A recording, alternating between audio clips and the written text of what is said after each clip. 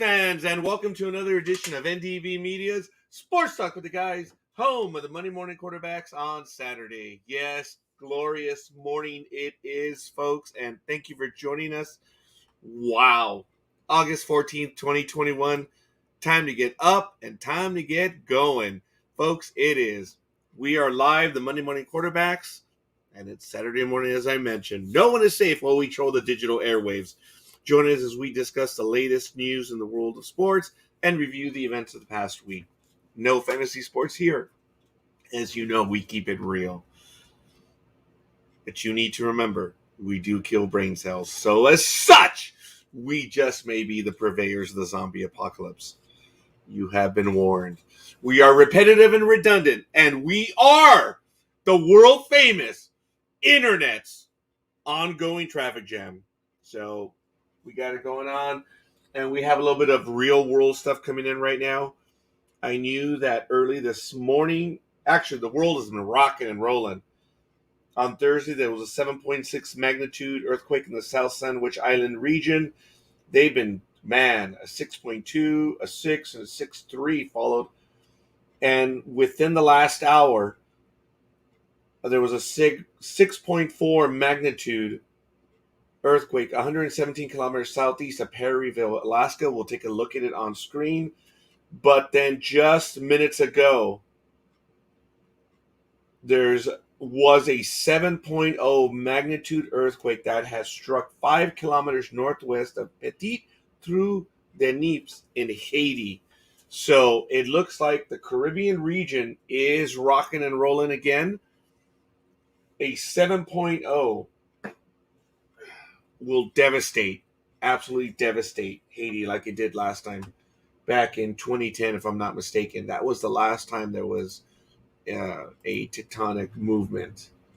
But it is what it is.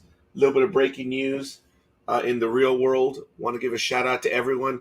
Good morning, Michael.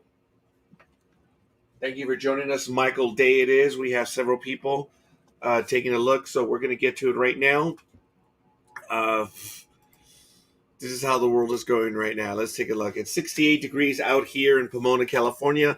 There is a 1% chance of rain. There always is. We're going to get to high of 93, overnight low of 61. Wow.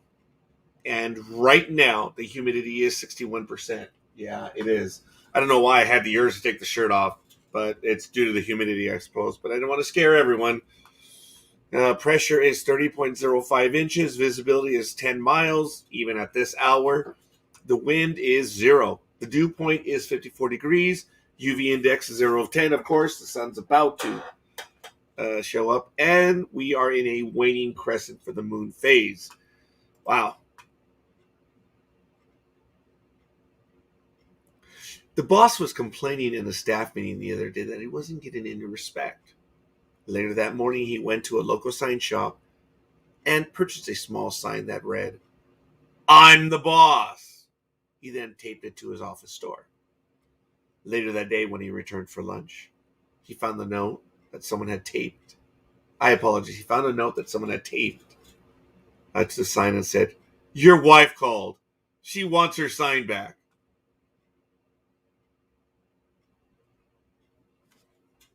It's a joke of the day. Take it or leave it. It's the one. Good morning, Gridiron Girl. Good morning. Yes, please take off that shirt, Angels. I apologize, Gridiron Girl, but I do have several. If you throw $1 at me, I'll do it. No, wait. No, you will throw $1 at me. I do change it up from time to time. I do have the Yankees jersey. I have a Dodger one as well. But I was trying out the Angels one because the big dog, Gmo, and myself will be going to an Angels game tonight. Looking forward to it. It's at 6:08. We're going to cheer the Angels on as they take on the A-holes. I'm sorry, the the A-holes. That's who they are. It's exactly who they are. So we're looking forward to it. Where are the tickets at? Let me see. Come on, Major League Baseball, ballpark. I have to get the ballpark app for this. All right. It's at 607. We're going to be in section 301. So we're in row B, and we have preferred parking. So if we go and take a look at MajorLeagueBaseball.com, and we're going to do this right now to give you an idea of where we're going to be. We're in the second level of Edison Field of Anaheim. I know it's not. You know how it is. Okay, here we go. Let's take a look at the Angels right here. Where are the Angels? Did they win or lose yesterday? Ah, dumbass. The Astros beat them yesterday 4-1. That's a bummer. Well, hopefully they'll do something. But all right, that was Friday the 13th. Today is August 14th. And let's see who is playing today. We'll go over the scores and all that stuff in a moment. Of course, Houston against the A-Holes. Jaime Barria, 2-0 with the 4.21, is taking on Luis Garcia, who's 8-6 with a 3.29 ERA. Wow. All right. So we're going to take a look at the tickets. Single game tickets. I guess full capacity means there is no COVID stuff at Anaheim Stadium at the moment. So we'll take a look just so you can see what I did. All right. Here's where we're going to be in Anaheim. Section. Let's take a look. Let's zoom on in. We're going to be right there. Row B. Actually, those are our seats right there. There's a field view. And, yeah, 301, row B, because this is row B, seat 10. Yeah, that's 9. So we have, there it is, 11, 12, and 13. Those are our seats right there, right now. So looking forward to it. And right there, 301. I was going to get 104, but they sold out in 3-seat sections. I wanted to get 259. This is right behind the bullpen, but I normally get these seats, row G. But then the closest they had was row L. I thought of these, but they're further back in that section. I like that section. That used to be the old family section of Anaheim Stadium, but it doesn't matter. I haven't purchased the tickets for September 12th yet.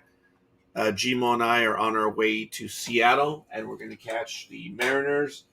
And who's playing that day?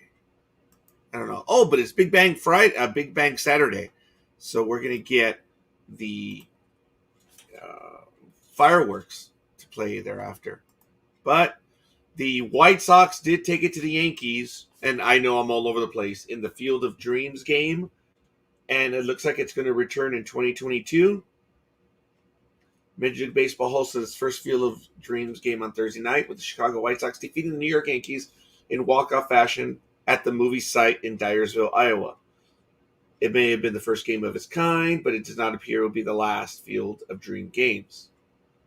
As part of his press conference, Major League Baseball Commissioner Rob Manfred confirmed that the league intends to return to Iowa and host a game at the Dyersville site come the 2022 season.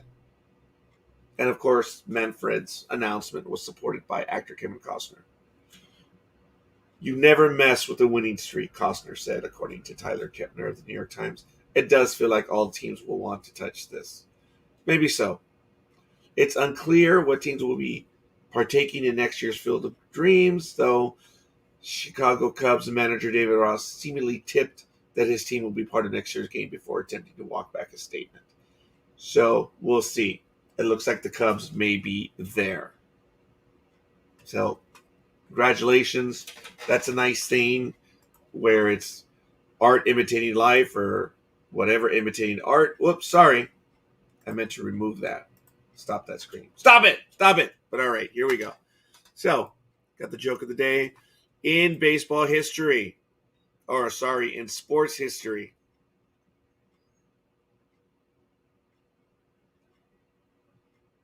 should I do this one? Yeah. Back in 1987, Oakland's Mark McGwire sets a rookie home run record at 39 en route to 49. In 1990, Denver voted for a 1% sales tax to pay for baseball franchise, which of course debuted in 1993 as the Colorado Rockies. In 1991, Major League Baseball Minnesota Twins Dave Winfield becomes the 23rd baseball player to hit 400 home runs. Back on this day in 1993, it was Reggie Jackson Day at Yankee Stadium as they retire number 44. He was the 13th number retired by the Yankees. In 1994, the PGA Championship Men's Golf Southern Hills Country Club Nick Price of Zimbabwe wins his second PGA Championship by 6 strokes over American Corey Pavin. Wow, it's good stuff. In 2010, the first Summer Youth Olympic Games opened in Singapore. And in 2016, on this day, Jamaican sprint star Usain Bolt wins coveted 100-meter Olympic 100-meter gold medal in 9.81 at Rio de Janeiro Olympics. First man to win the event 3 times. Wow.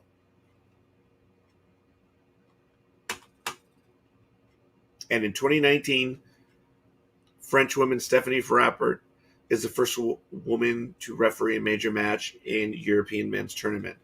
The UEFA Super Cup, Chelsea versus Liverpool in Istanbul.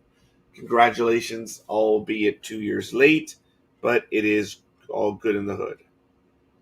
I'm getting alerts from my credit report for the last 24 hours because I made a mistake and applied for a credit card. I was approved, but the mistake is every credit alert agency that I have has been informing there's a change to your credit alert. There's no change. It's activity, but it's a good thing. So whenever there's an application, and I generally use, I know this is part of Jedi.tax online, but it's a little bit of real life coming into it. Guys and girls, even if you have a Discover card, doesn't matter. Get the app, discover.com, and you can sign up without a card, and it will alert you if there's any activity. Dark web activity, if your passwords have been compromised, stuff like that. It's free. And Capital One has another one where it's also free, and they're really good, folks. They work, and they help you protect your credit. And for Credit One, it is known as CreditWise. So the app is available. You probably can't see it on the phone. Sorry. Yeah, there it is, CreditWise. It's because it's a white background. I do apologize. There it is, CreditWise. And it's free, and it helps you improve your credit. Folks, you can always come back. Doesn't matter if you have bad credit. From February to, let me see. And I don't care if anyone knows. It is. My success is your success, and your success is my success. But I will tell you that from February to August, I think I have an August reading. Let's see. Does it show the increase? Okay, maybe on this one. But it's gone up over 100 points in February, March, April, May, June, July, August. 8 months. It's gone up over 100 points. And a lot of the point increase was because I paid off debt. So anyway, it is what it is. Let's take a look at cricket. Of course, England versus India, the men's second test. England trails India by 132 runs with 6 wickets remaining. Wow. West Indies versus Pakistan. It looks like stumps West Indies lead Pakistan by 34 runs.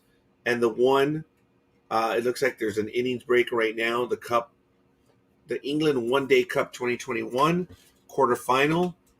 Essex. Wow. Essex is up by 317 right now, but Yorkshire hasn't had a chance to bat. So that's a quick look at cricket in National Rugby League in full time, and we'll go to the standings. I don't think we've done this in a while, but it's round 22. The Storm took it to the Raiders 26-16. Panthers 34-16 over the Dragons. I want to say Dragoons, but it's the Dragons. The Roosters took it to the Broncos 21-20. The Rabbitohs by 6 times. Well, 6 times 6 is 36. Do the math. Rabbitohs 36, Titans 6. And the world is back to normal. Doesn't matter who it is. The West Tigers 24, the Cowboys 16. It's consistent. Sea Eagles 56, Eels 10. Today at 8:50 p.m. our time, the Warriors visit the Bulldogs. And at 11 p.m. our time, the Sharks visit the Knights. And that will be the end of round 22. Let's see if I can get...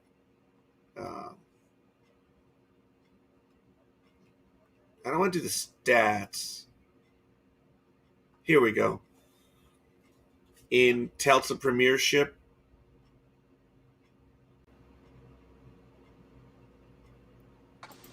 I have the Storm have 19 wins. They've lost 2.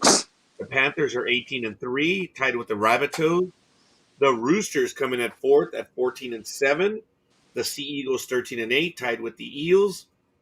The Titans are 9-12, tied with the Raiders.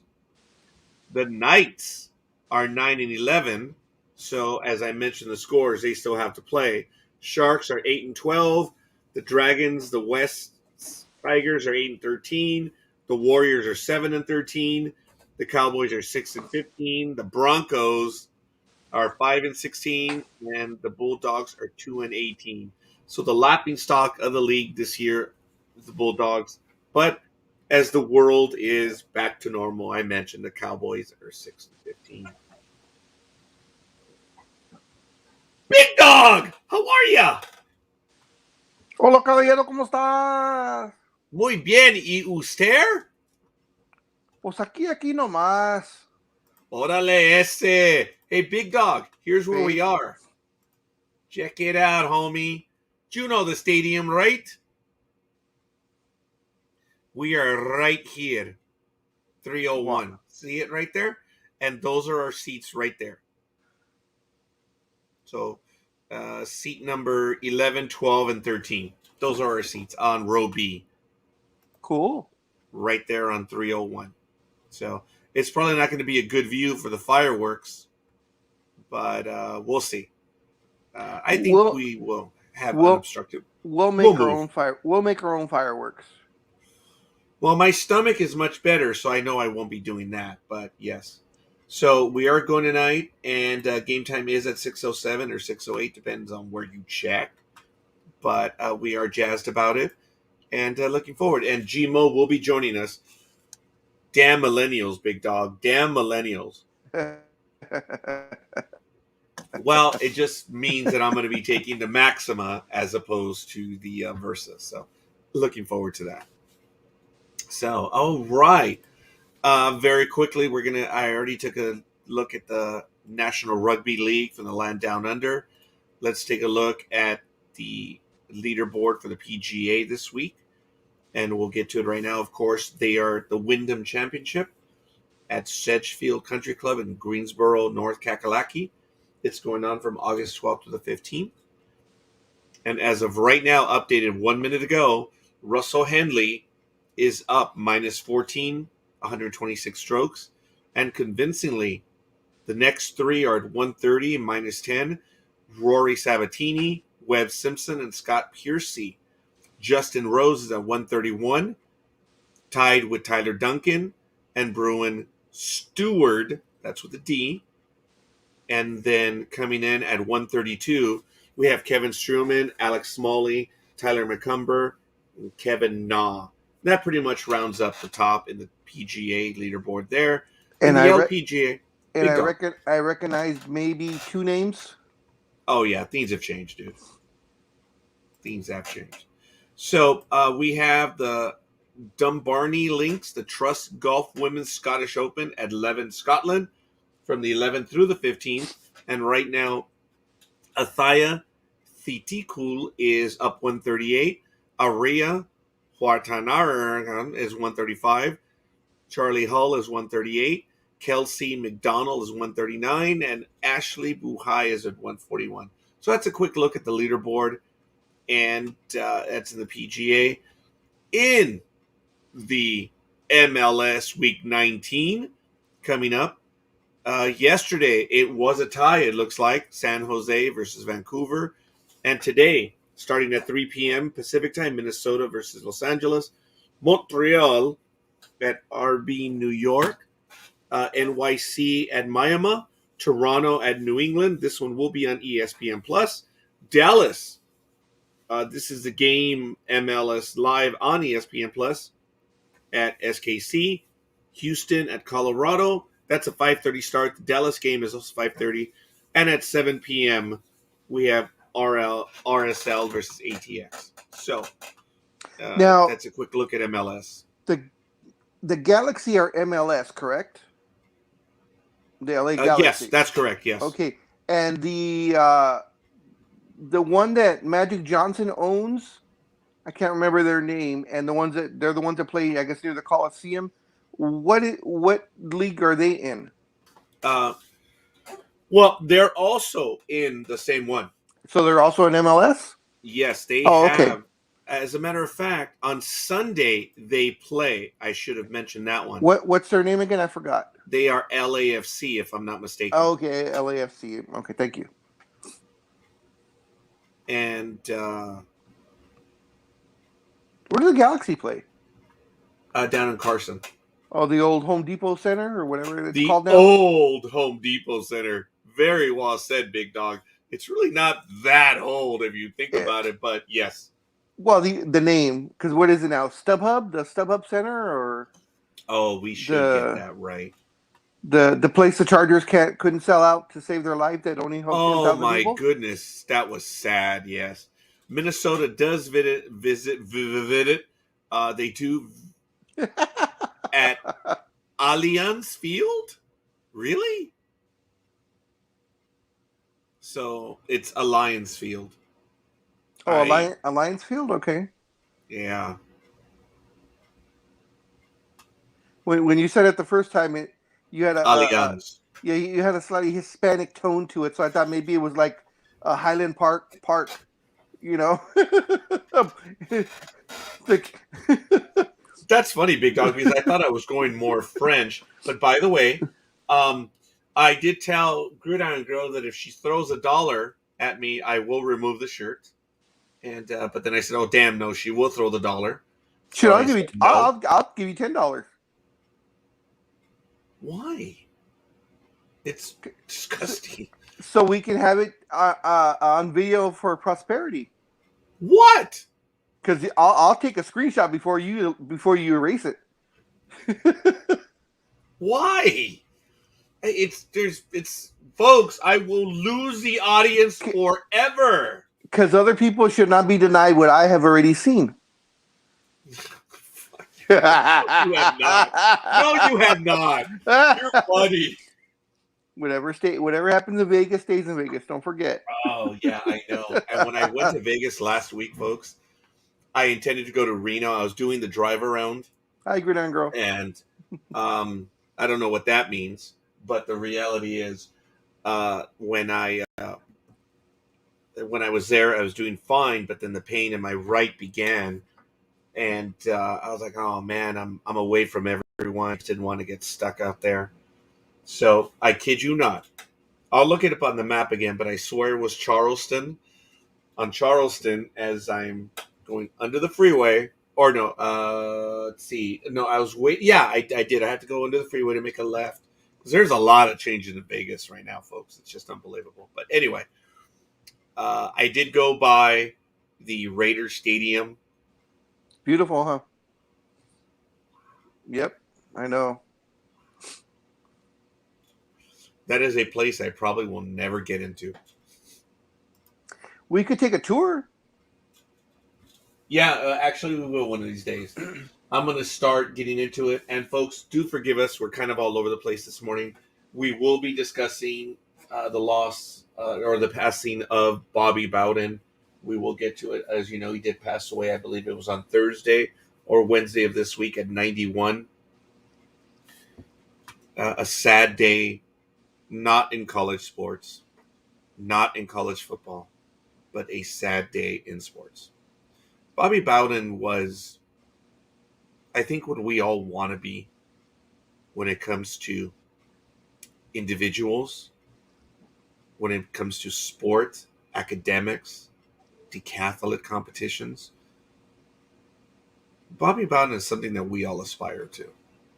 And it's just a shame that we only had him for 91 years. But we'll get to him in a bit. And, I'm looking back and forth because we do have a live feed from ESPN. He is lying in state, folks. That is crazy. And, But anyway, I do apologize. She says, give me a 10, big dog. So, yeah, for you to take your shirt off. Remember I said I'd get you $10. Why am I going to do that? It's disgusting. Las Verugas want to show up. Oh, wait, where are they? There they are. There's La Veruga. No, it's not. So, see, Gridiron Girl, he gave us a tease. He took off the top button. He thinks he must have there. I took it off. There, I took it off. You can't say anything because you have her banner in the way. Oh, well, tough shit. No. I'm not gonna. I mean, folks, come on. I'm not gonna do that. Oh, that I messed up. I went to the wrong one. Sorry, big dog. There's one where it changes the camera aperture. There it is. It's a closing in, so it's a little more detailed. I don't know about that one. I like this one better. We're a little bit further back, but actually, it might be better, huh, Big Dog, because it homes in on us. But we have a narrower vision or field of view.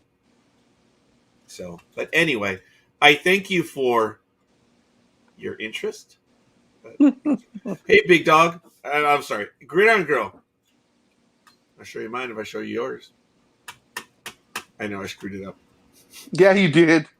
I screwed it up. Oh my God, did I screw it up? All right. As I mentioned, we have a lot of stuff that we're going to get to. I already briefly talked about. Did you do the joke of the day? Saying, I did do one, yes. And actually, Big Dog, we awake to lots of massive tectonic movements around the world.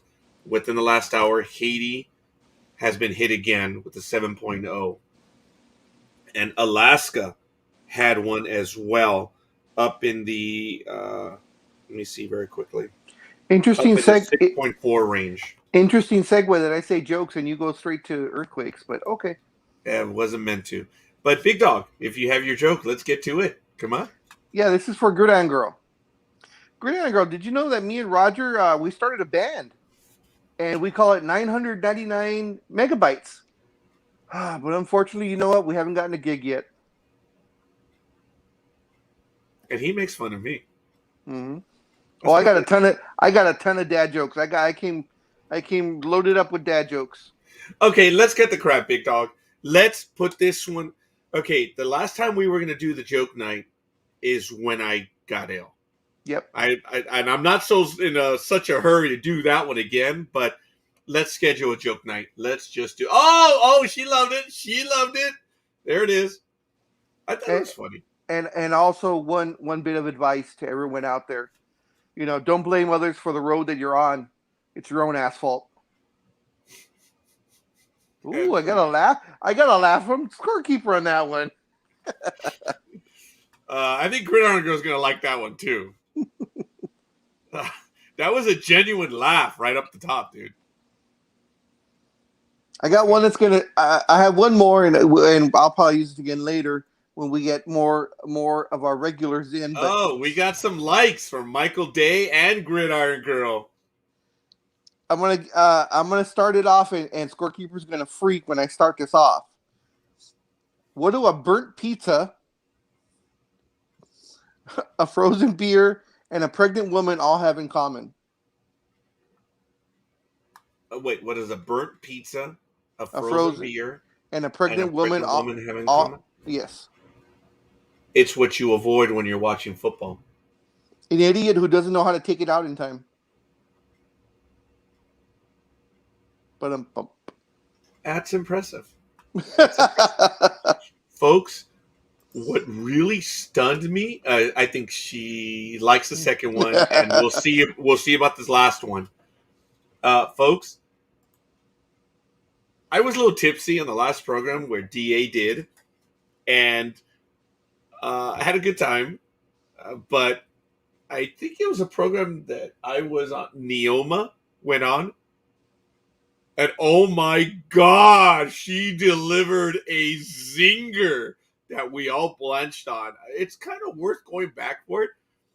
It came out of nowhere. And Neoma's a beautiful addition to the network. Oh, she liked it. She liked it. She acknowledged all three: the pizza, the beer, and the pregnant woman. She liked it. Neoma was an incredible amount of fun. But while I was tipsy, I have to give Neoma credit and also my, alleluias and all this because she listens to me. It doesn't matter what I say because the others didn't hear. I got so damn tipsy that when DA said something to the effect of, he was reading the comments. So what is Cumberland Lake? And, we all heard the news of what is the program which Alex Trebek did? Jeopardy. We heard the news about Jeopardy early in the day, and we even mentioned it. But when he says, what is Cumberland Island? And you could hear me in the background. I'll take where tourists go to die for 300. And I got a smile for Big Dog. And the funny thing is, no one else heard it, but Neoma looked. She snored. Well, she didn't snort, but she heard it, and I love the fact that she appreciated it because I was just like, "What is Cumberland? Where tourists go to die for 300?" Oh man! And I had a few more that they didn't hear because I was kind of like more mumbling than anything else, but it was funny. I downed the Seagrams, and here it is still. There's the bottle right there. It was the Escapes flavor. Oh, no. The classic lime margarita. And I don't hold my liquor well. I don't. I know. I was about to say lightweight. But anyways, one last Sure. one. Roz and Aisha aren't in right now, right? No. Okay. That we know of. Then I'll say this one. I think Gridiron Girl will laugh at this, hopefully. But if not, that's fine. What's the difference between a girl and a pair of glasses? What's the difference between what? Between a girl and a pair of glasses. It depends how big she is. One you can see with, the other one you have to see around. No, glasses tend to sit higher on my face.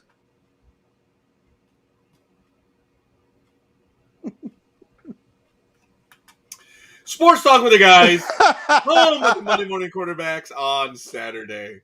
Let me switch to my sports. Let me switch to my sports notes now. Oh, that's funny. Folks, we're going to go into it right now. So forgive me. I'm going to see if I can make this work.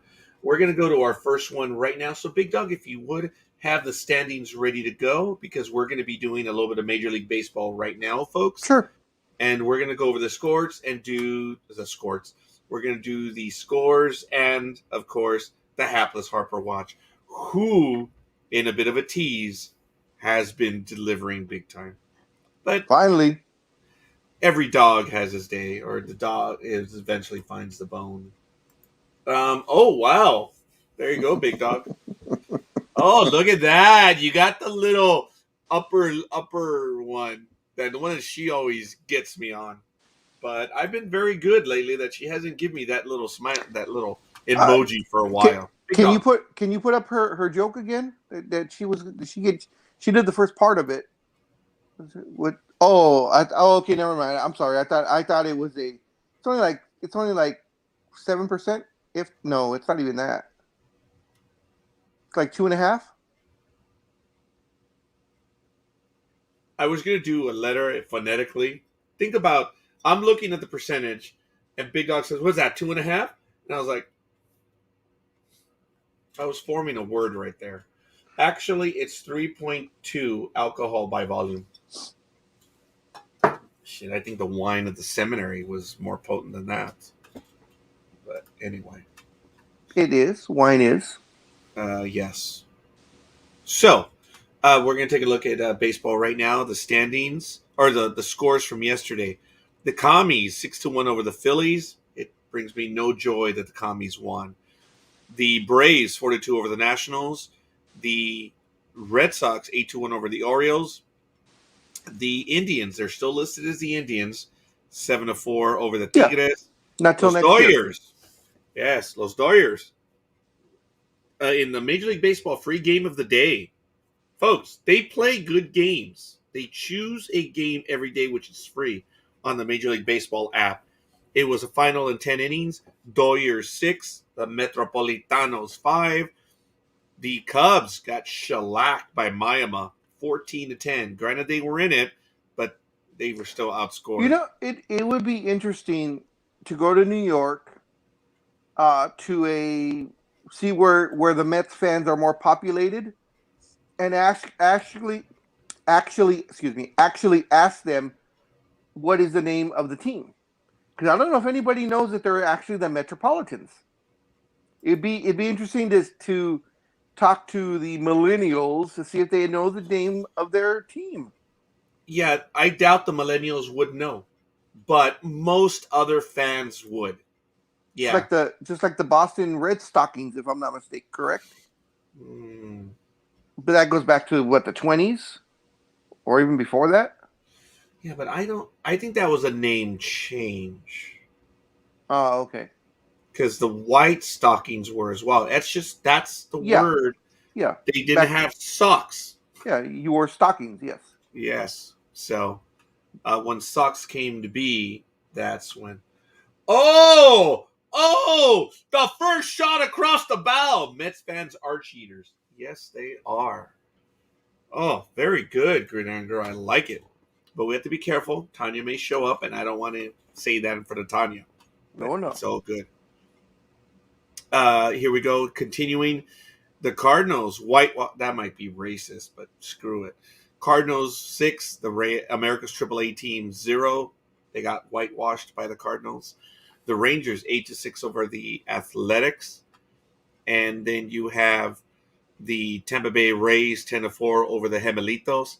The A-Holes 4-1 over the Los Angeles Angels of Chavez Ravine.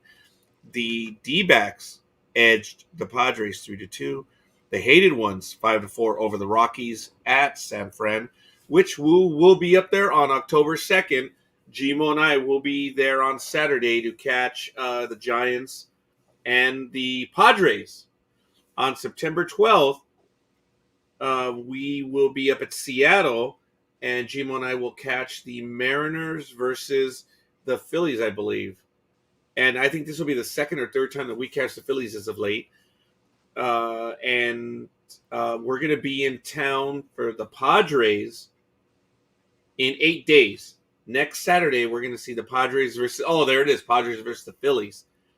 And then tonight, Big Dog Gmo and I are going to... we're going to Anaheim. So this is really exciting. Big Dog, did we go earlier to Dodger Stadium, you and I? No. We were going to, and I got Oh, sick. that's right. You were set to go with us. It'd be interesting now that you're traveling. You should rate the stadiums. Oh, I am. I should be doing reviews on them. I was very disappointed with the Dodger food. And I don't know, because Gridiron Girl went as well. And I'd like to know what her opinion is, but I was terribly disappointed with Dodger Stadium fare this last time around. It didn't help that I got sick after the game, but that was my fault. I hadn't had food in 6 weeks. I said, okay, I'll give the Dodger dogs a shot. And taking the Dodger dogs, they were bland. The Foster Farm Dodger dogs are not there anymore. That's disappointing. They were bland. They were lame. They were never Foster Farm. They were Farmer John. Whoever. Don't give a rat's ass. Well, I can tell because you didn't get it right. Oh, wait. I got something wrong? Sports Talk with the Guys. home of the Monday morning quarterbacks on Saturday. Maybe that's why they were bland, because they were Foster Farm. So that means they were chicken dogs. No, they just did not taste good. Let's see. What does she say? Well, if you watch the game, you can't deny it. Okay. We'll see. But Gridiron Girl, let us know what you think of the Dodger Fair, because I was the soda was lame. It just did not taste good. Why didn't you buy a non-Dodger dog? I don't know what that means. So, we went to the place where they sell, the concession stand, and we purchased the stuff right there at Dodger Stadium. I didn't know you could say, I'd like a non-Dodger dog, please. I mean, I would have been beaten to death had I said that at Dodger Stadium, but I don't know. Gridiron Girl, what was your opinion of the food, please? Because, like I said, even the soda was tasteless. Have you been to Anaheim this year also, or not No, yet? that's Okay. what we're going tonight. Big Dog, I am on a... Okay, the reason why I'm accelerating stuff is because I wanted to get it done last year, what I'm doing this year, and I am going to visit 5 stadiums this year. So, oh no, 4. Oh no, yeah, 5. Visiting 5 stadiums this year. I've already done Dodger Stadium. We're doing Anaheim tonight. Next week is Petco, and then we're going to do on the 12th Mariners Field, and then we're going to do Giants Field, the hated ones, in October. I'm going to get 5 stadiums out of the way. I'm doing it. Are you gonna hit Oakland before they leave? Yeah, but not this time around. Let's see. Sorry, I meant you just bought a regular hot dog, and I had the new stuff in the pavilion area, and it was quite tasty. I don't know. I wasn't in the pavilion. I wanted to go to the pavilion, but they didn't have the all-you-can-eat stuff because of COVID. So, all right. I'm glad it was good for you, Gridiron Girl, because we were up in the top deck, and I was sadly disappointed because Dodger Stadium food was good. It always was, Big Dog. Yeah. It always had taste, and there was no taste.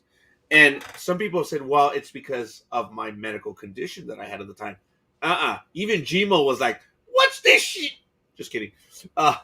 Mike also was like, dude, this is the lamest.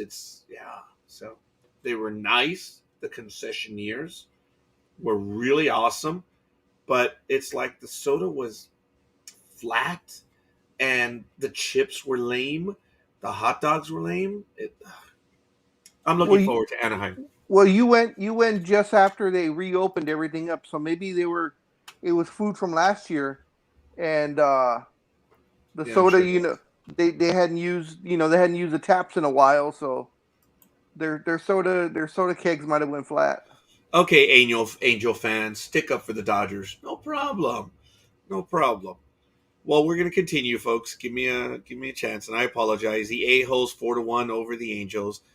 The Diamondbacks 3-2 over the Padres. The hated ones 5-4 over the Rockies, and the Mariners took it to the Blue Jays 3-2. The Brewers and the Pirates on August 13th were postponed. I don't have soda very much either, Gridiron Girl, but I'm not going to pay $18 for a bottle of water. I'm not. So I was terribly disappointed with the fair. Look, part of going to the damn game is getting the Dodger flavor. I have said for years, part of the Dodger experience has been the food, right, Big Dog? Mm-hmm. There was nothing there. So you didn't lose out, Big Dog. You didn't lose out anything. So would you get to the standings, young man, if you would, please? Sure. In the American League, in the East, we have Tampa Bay in first place at 71-45. Huh? Followed by Boston at 67-51, 5 games behind. Then it is the Yankees 83 and 52, 7.5 behind. Then it's Toronto and Baltimore. In the Central, it is the White Sox at 68 and 48, with a massive lead over second place Cleveland at 56 and 58, 11 games behind. Then it is Detroit, Minnesota, and Kansas City. In the American League West, it is the assholes in first place, followed by Oakland. I guess I should give the record. They're 69 and 46. Oakland's record is 67 and 49, 2.5 behind, followed by Seattle, the Los Angeles Angels of Chavez Ravine, and then the Texas Rangers are in last. In the National League, well, the Mets have not fallen on hard times, but they are 4-6 in the last 10 games and have finally lost hold of first place. So in first place now are the Phillies, tied with Atlanta, both with a 60 and 56 record. As I said, New York is now in third place, half game behind at 59 and 56, followed by the Nationals and then Miami. In the Central, it is the Milwaukee Brewers still holding a commanding lead over scorekeeper's second favorite team. The Brewers are 70 and 46. The Cincinnati Reds are 63 and 54, 7.5 behind. Then it is the Cardinals, the Chicago Cubs, and the Pittsburgh Pirates. In the West, still in the lead are the hated ones at 75 and 41, followed by the Dodgers, excuse me, at 70 and 46, 5 games behind. San Diego is 66 and 52, 10 games behind. Then it is Colorado and Arizona.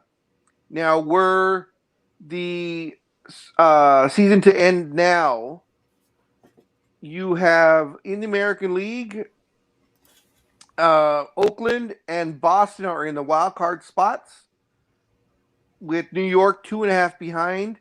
And in the National League, you have the Dodgers and the Padres in the wild card, with Cincinnati 2.5 behind. I thank you, Big Dog. Anytime. Sticking with the baseball theme, Deborah Winger has come clean about her involvement in the movie A League of Their Own. She, and I'm not sure if Big Dog is familiar with this, she states that she had a pay or play contract, and she has quite a bit to say about that movie. And this is a fan favorite movie, and there's some stuff on there. You may want to take a look at the article. I did post it in the chat room, but there's quite a bit of dirt that was thrown directed towards Madonna, the studio, Penny Marshall, who passed away, of course, and it may be worth your time taking a look at it. But it's not bitterness per se, but damn, Deborah Winger really took some shots in this one. She was So in there. yeah, Yeah, that's what I thought. She wasn't in there. the So what was? role went to Gina Davis.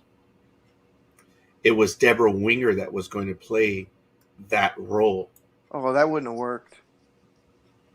Deborah Winger's not. I've never thought of her as tough.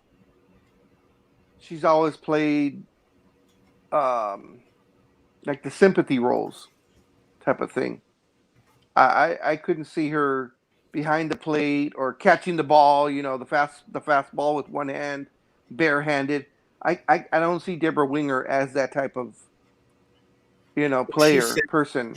she dropped out of the casting because of Madonna. She didn't want to act with Madonna, she says. And the straight shooting actress gave a wide ranging interview to the Telegraph, including discussing how specifically the Dottie Henson, and she worked 3 months with the Cubs, but when the Material Girl was cast as All the Way May, accusing director Penny Marshall of making an Elvis film, Winger's role went to Gina Davis. She collected a check. The studio agreed with me because the only time I ever collected on the pay or play. And even though I did not pay, I did. Even though I did not play, I got to pay. So She says that the players who were fictionalized in the script was inspired by and didn't think the film, also starring Tom Hanks with his famous "There's no crime" baseball line, did honor them. As entertaining the final film was, you don't walk away going, wow, these women did that. You've kind of go, is that true? Said, yes, it is amazing. But it's a quick commentary that Deborah Winger dropped because of Madonna. Sounds bitter. Well, she got paid, so I don't know how bitter. I mean, But fair enough. I'm not arguing that, big dog. I wonder what her apprehension was acting with Madonna, because Madonna had already done a couple of movies. She already had a couple of movies under her belt, so it wasn't as if she was a newcomer to Hollywood.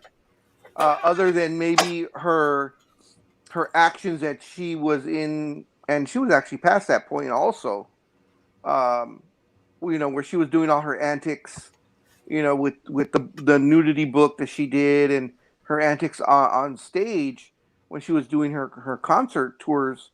But that was a few years before, and I mean, it could be. I'm not sure Deborah Winger's background, but it'd be interesting to hear if she gives a reason why she didn't want to act with Madonna. Yes, there is. You have to look it up in the Telegraph, of course, in the wide-ranging interview. This is just a recap of some of the things that she said, and I mean, they're not fun. going to. What do you mean? I'm no fun. You tease us, and then you make us want to go read something. That's why I provided it right there in the chat room. I don't have but a I chat did room. want to pull up her IMDb account at the time, and she's done quite a few movies. Madonna's or Deborah Winger's? Madonna. Okay. Now, you guys need to understand that Madonna at this time, she had just come off Shadows and Fog. What year was this? League of Their Own was in 92. So you have to think of 90 and 91 because of when they film and all this stuff. So she had just done Dick Tracy, and she had done The Bloodhounds of Broadway, Who's That Girl, and Shanghai Surprise. Yeah. She had not done anything of repute at the time. Madonna in A League of Their Own, you could say that was her first real, genuine role. Up until then, I don't think she had a win. Her movies were all bombs. She was not a good actress. When did she do the was it Suddenly Seeking Susan or? Oh, that was in 85. That was still Okay. some years even before then. But that one, that was very well done by her, and she got a lot of accolades for that. I mean, afterwards she did do bombs, but if the movie was in 92, she started filming in 90 or 91, so that was only 5 years after that movie. And I believe Suddenly Seeking Susan was her first movie. Or Yes. second movie, yeah. So she did very well there. And then, of course, the Dick Tracy, that was, of course, Warren Beatty. And, I mean, like I said, I don't know. I mean, we've seen a lot of actors do bad movies. How many bad movies have we seen Nick Cage do that are all direct to video?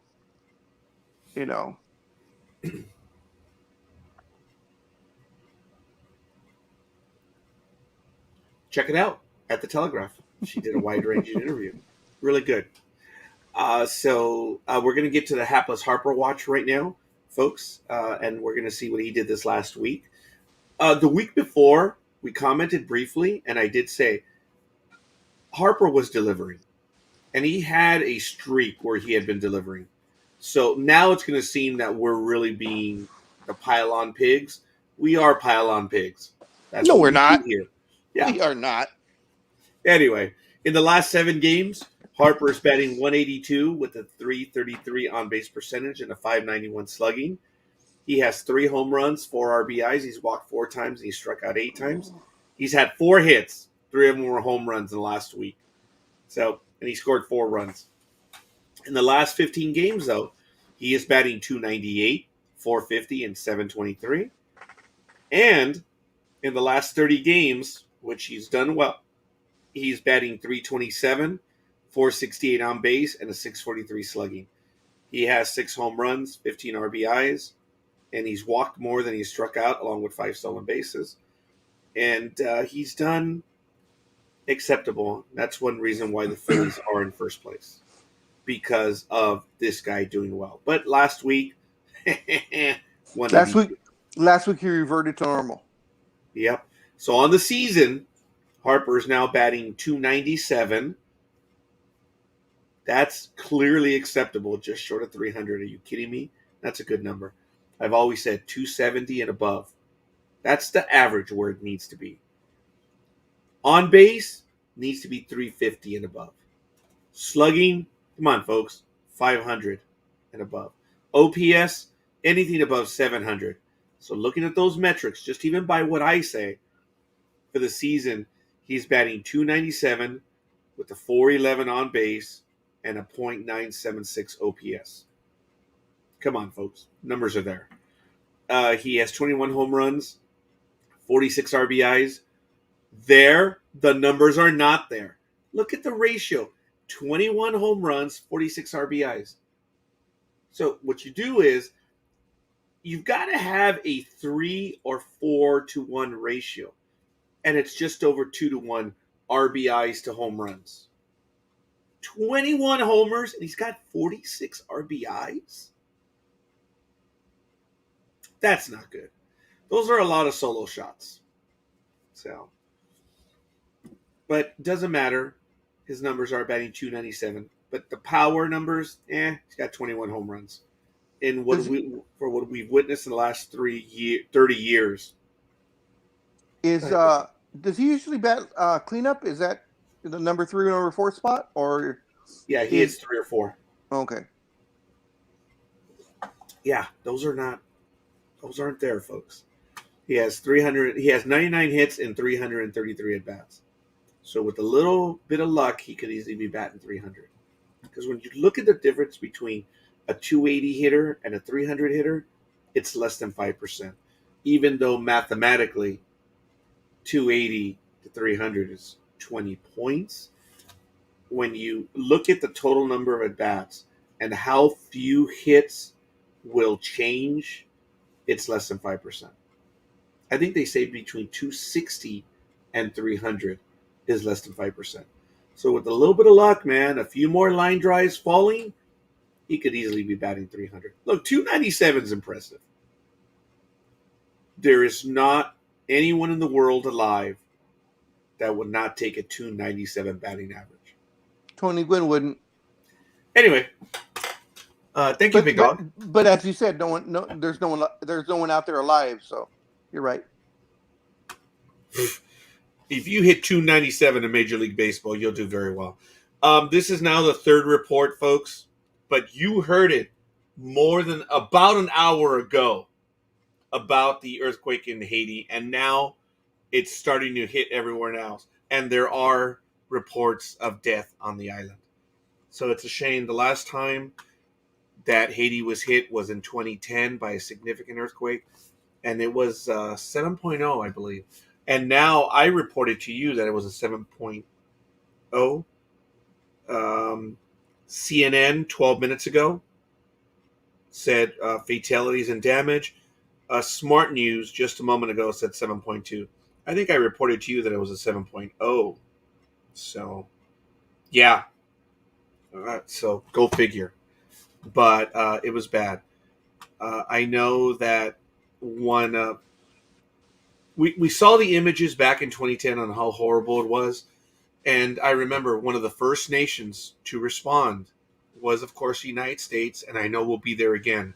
When we saw the damage that even the presidential palace had been taken out in Haiti, it was absolutely horrible. But things changed when the USS Truman, one of our nuclear-powered aircraft carriers, was one of the first assets to arrive. And the thing about the aircraft carrier is the medical facilities, as well as the supplies and the Marines aboard. It's not a shot against the Navy boys. I'm saying for security purposes, you have the Marine detachment over the carrier, on the carrier. So with the helicopters, the heavy lift portion, they can get help there right away. So even though it hasn't been reported, we know that there's an American naval task force already on its way, steaming at top speed to get there. And I hope they get there fast because CNN, Smart News, and everyone else are reporting fatalities. And I'm going to see if I can go live right now to any of the major channels to see if they're reporting live from there. But this has happened within the last 2 hours, and it is bad. No, Smirkanish is on right now, and they're going to CNN right now at the top of the hour, and they are breaking news. So bear with me just a moment. I can't hear it. There's no imagery, but there it is. Yep. High casualties, probably. There are the images. We're getting them already.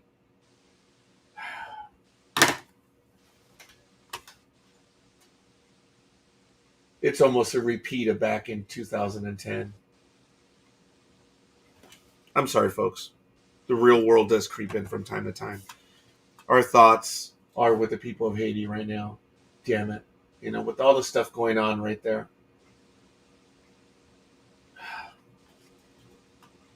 I'm sorry. Big dog. Let's get to some basketball if we would. I know we have baseball news. We'll get to that as well. But let's get to basketball as we enter our second hour here on Sports Talk with the Guys. Okay. As we all know, the big news and the running joke pretty much all week was the 1 year story of Mr. Dennis Schroeder. He, of course, turned down a 4 year, $84 million offer in February that the Lakers were offering in the middle of the season because he was eligible for the extension.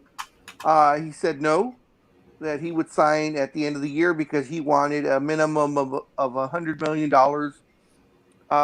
probably closer to $120 million. Well, he went on to have a not so great rest of the season, and of course did very badly in the playoffs to the point of Game 5 when we got eliminated.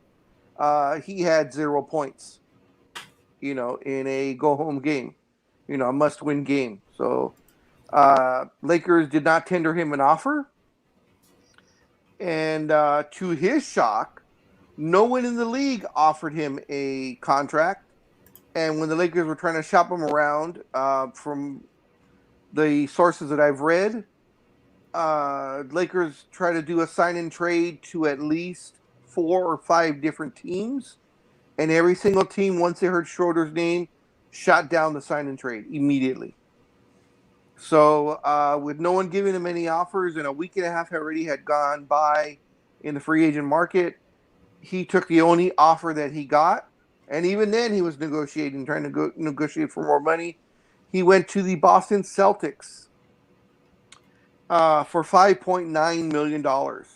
He was trying to get the $8.9 million mid-level exception, but instead he got some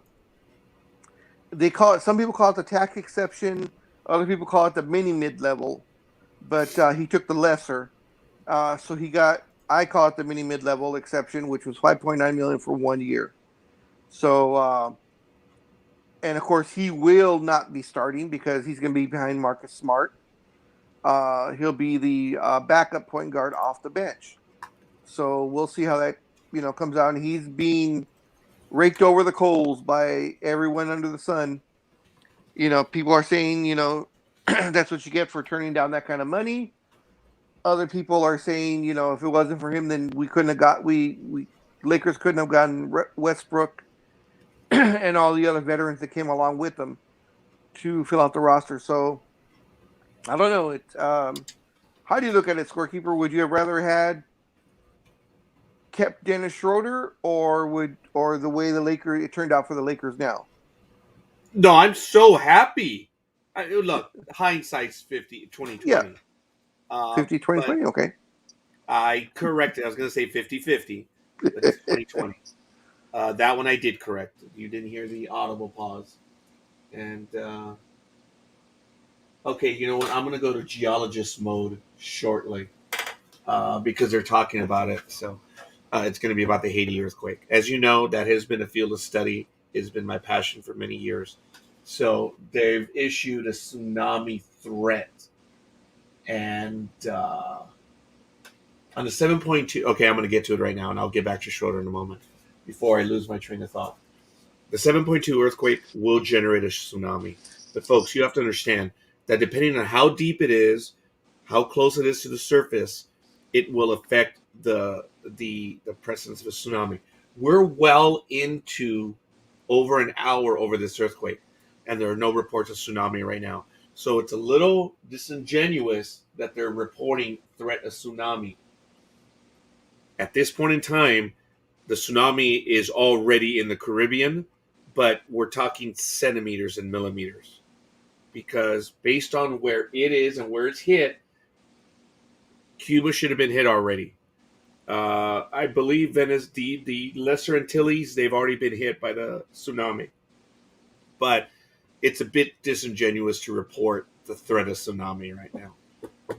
When you start getting to an 8.0 or greater, the threat of what we think of a tsunami, again, depending on where the focal point is and how the duration is where there's going to be a tsunami. On an 8.0, there will be a tsunami, and you start measuring it in inches to feet. And when you get into a 9.0, well, look at Boxing Day 2004. Look at March 2011. You're not measuring in inches or feet anymore. It's significant. So I believe it is a bit disingenuous at this point talking about a tsunami threat. But I just wanted to get that out right now. It's over an hour old already. So, all right. I apologize, Big Dog. I just felt I needed to correct something. No, I am not an expert, but I have studied. I've gone to school. I do not own a doctorate in geosciences, but it is something that I have followed with a passion, and I study it daily. That's the one thing Sheldon and I do not have in common. Sheldon is not geology. He doesn't like geology, people. I do. So I apologize. Big Dog, I'm sorry. Thank you for being so gracious and allowing me to go off on that tangent. Going back to Schroeder, it's easy 50-20-20, where you can look back at it and say the Lakers lucked out. I asked you, Big Dog, if they signed Schroeder, are we looking at any of the deals that happened over the last week? And I believe you said no. So, fair enough. And we'll talk about that in a moment. But going back to Schroeder, yeah, dude, what a colossal failure on his part. Should have taken the money. That was a lot of money. In any world, folks, that is a lot of money. Granted, when you're the player, you've worked to get to where you are. So you have a higher belief system about what you are. And sometimes it doesn't hurt to read about you, to see what other people think. This was, wow, this would have been a colossal blunder of the Lakers to have given them that deal. I don't even understand why they'd offered. But the Lakers tend to treat their players well. They like to take care of their own. So they saw Schroeder as being a future piece on this team, and they were going to pay them commensurately. Yeah. And to the point of when they made him the offer was mid-February. So he'd been with the team. The Lakers have been playing. They started just before Christmas, so February. So about 2 months he'd been with the team, doing not bad. I think he was averaging 17 or 18 points a game. So and he was of course the starting point guard. And then after that, pretty much after the All-Star break, I guess it would have been, he ended up averaging only about 14 points a game, and his shooting percentage and everything went down, commensurate to that drop off. And as I said, had a horrible postseason. Those 5 games just did not produce. I mean, it's understandable, as you said. You work hard, because you're betting on yourself to make it into the NBA. You get there, and you have that belief, that chip on your shoulder, and that's well and fine. And if you're gonna gamble and bet on yourself that you're $100 million man, that's great. But the thing is, You can't just say you're $100 million man, they're going to give you the money. You have to, put, as they say, put up or shut up. Well, he couldn't put it up, but he didn't shut up. He still said that he wasn't going to take less than 100, and he was actually gearing more towards 120. So, but the numbers just didn't pan out for him to make that kind of money. And folks, please, I need you to understand too that there's more detail to this article or the situation. Everyone is going by. He allegedly lost $77 million. Okay, let's clarify something first, and Big Dog will correct me if I'm wrong. He was eligible, and as the story goes, and I will defer to Wojnarowski on this one, but apparently they started talking with the Lakers in December, and they would pick up in February, just as Big Dog said. Now, at that time, he was eligible for a 4-year, $83 or $84 million deal. 84. Okay, thank you, Big Dog. $84 million. But the Lakers did not offer him an $84 million deal. They only offered him a $230-some million. See, so this is what Wojnarowski is reporting. That's coming out now. Those are reports that they're getting from other people. They're saying that the offer was never tendered. But if you go back and actually look at Dennis Schroeder's tweets, when people were saying just sign the deal, sign the offer, sign the, all the other tweets are sign the 4 for 84, blah blah blah, and he's like, no, I'm not going to take it now. I'll sign it at the end of the summer. He never denied not getting a 4-year, $84 million deal. All that's coming from other people. Schroeder has not denied that, or has said he did not actually get tendered that. So the Lakers did not offer him a 2-year, $33.4 million? That one I've never heard of.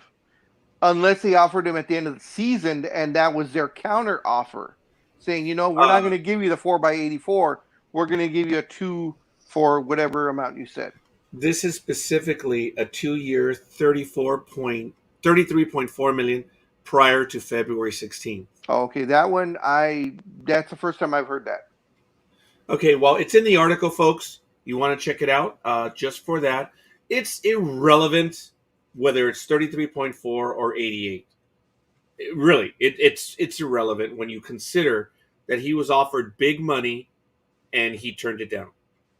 Some people will say, no, it's not irrelevant. You're talking 83 million as opposed to 33.4. That's not irrelevant. Okay, I'm willing to acquiesce to that. We're talking about the fact that he had a big money offer on the table and he rejected it. It does not change the Big Dog's argument in any way whatsoever. As a matter of fact, it doesn't change my argument in any way whatsoever. We're talking about the fact that he had an offer on the table and he turned it down. And that's where I said, look, you believe you can do better, you take that opportunity. But what a shock that when you go out, there are no offers on the table. Unbelievable. And this guy was not bad. He's not a bad player. He's not a bad player. There's now a lot of stuff that's coming out saying that his attitude was that he did not like playing here. And I kind of noticed that all year. He seemed uninterested, I guess, maybe, in his play. The way he played and such, it seemed like he didn't like being in the purple and gold. It seemed like he was going through the motions. You've seen that in players, scorekeeper in baseball, definitely in basketball. We've seen it where you could tell a player just doesn't feel it for whatever team he's playing for.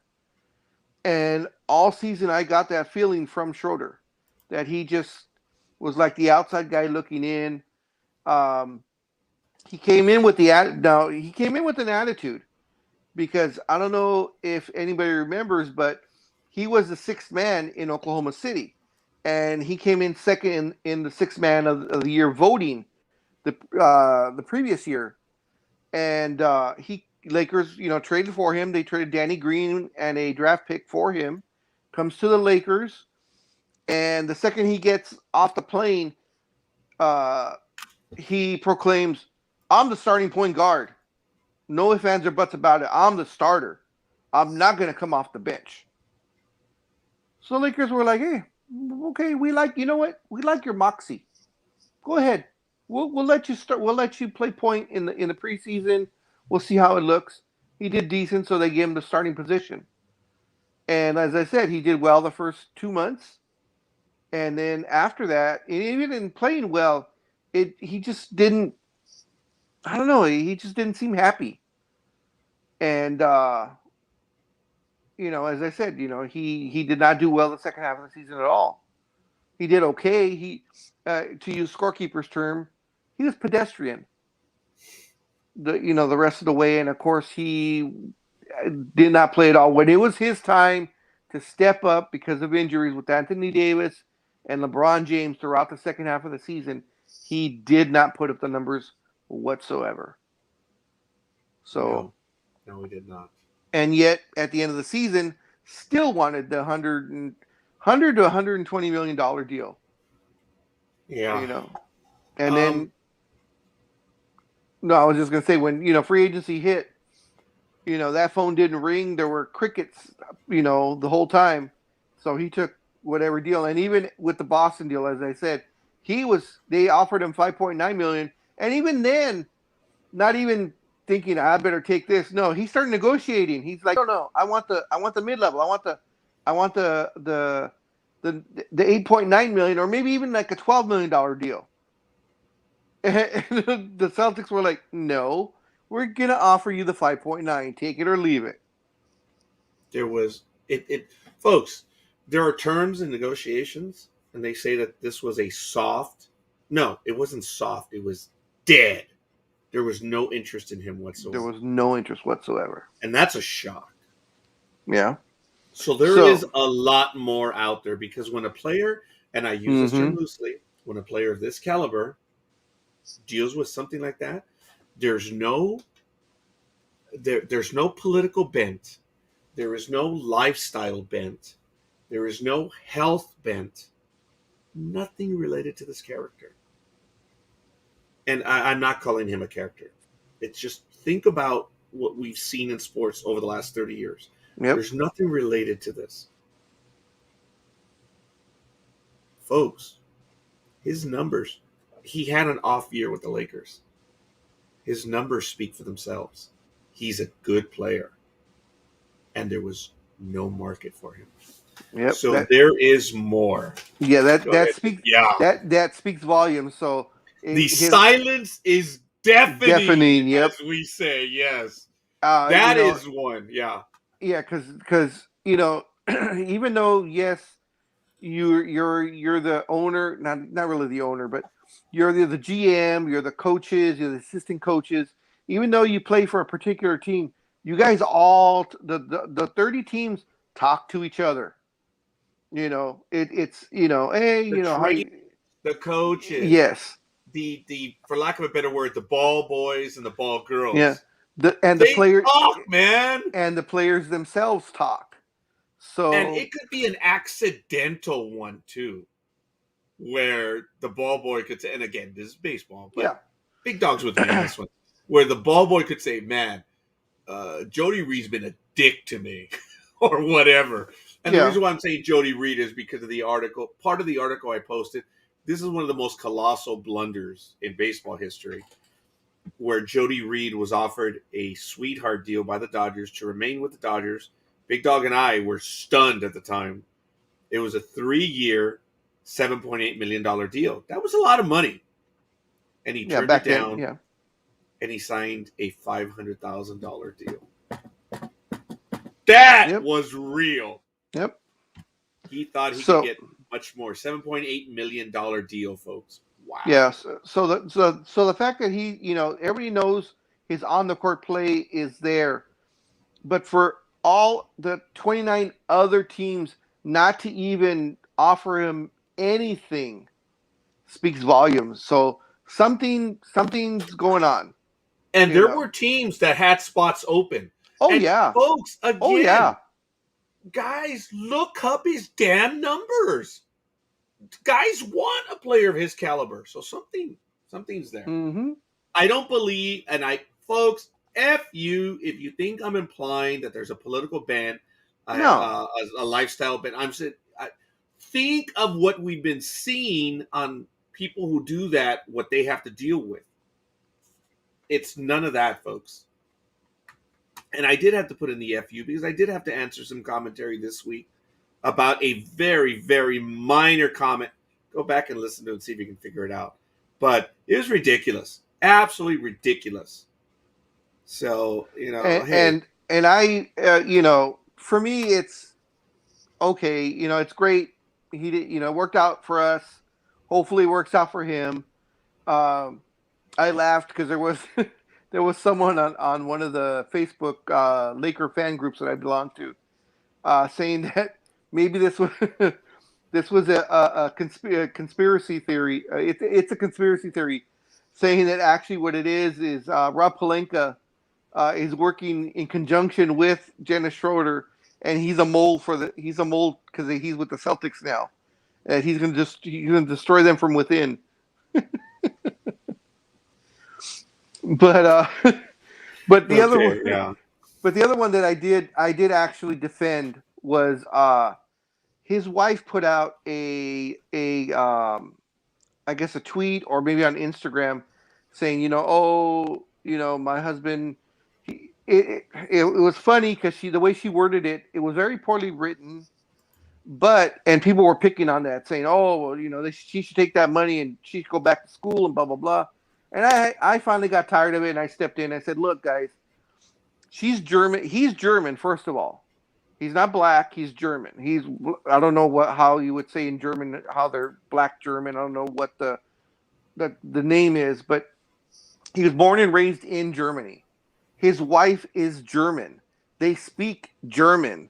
So in her trying to explain Dennis's, I guess, decision, the translator, I guess, I maybe translated word for word, and we all know uh, Google or Siri or whoever you use sometimes doesn't get the words in the correct order or doesn't use the quite the right word because there's no translation for it. And she put it out there, and people were, oh, look, she can't even write. She's an idiot. She's this. And I'm like, look, English is her second language, maybe even her third language. At least give her props for trying to explain something. Don't And jump all over because it's written wrong. and the way I would say is the reason why she has an accent is because she speaks two languages. And you saw Yeah, my Italian gesture to you folks. yeah. If you're making fun of someone that speaks English poorly, it's obviously a reflection of your jackassity because you are ignorant. How many of you speak a second language or a third or even a fourth? I I utilize two languages. I But don't say that I speak two languages. you Actually, you speak three languages. yeah, I was going to. Yeah, I looked up.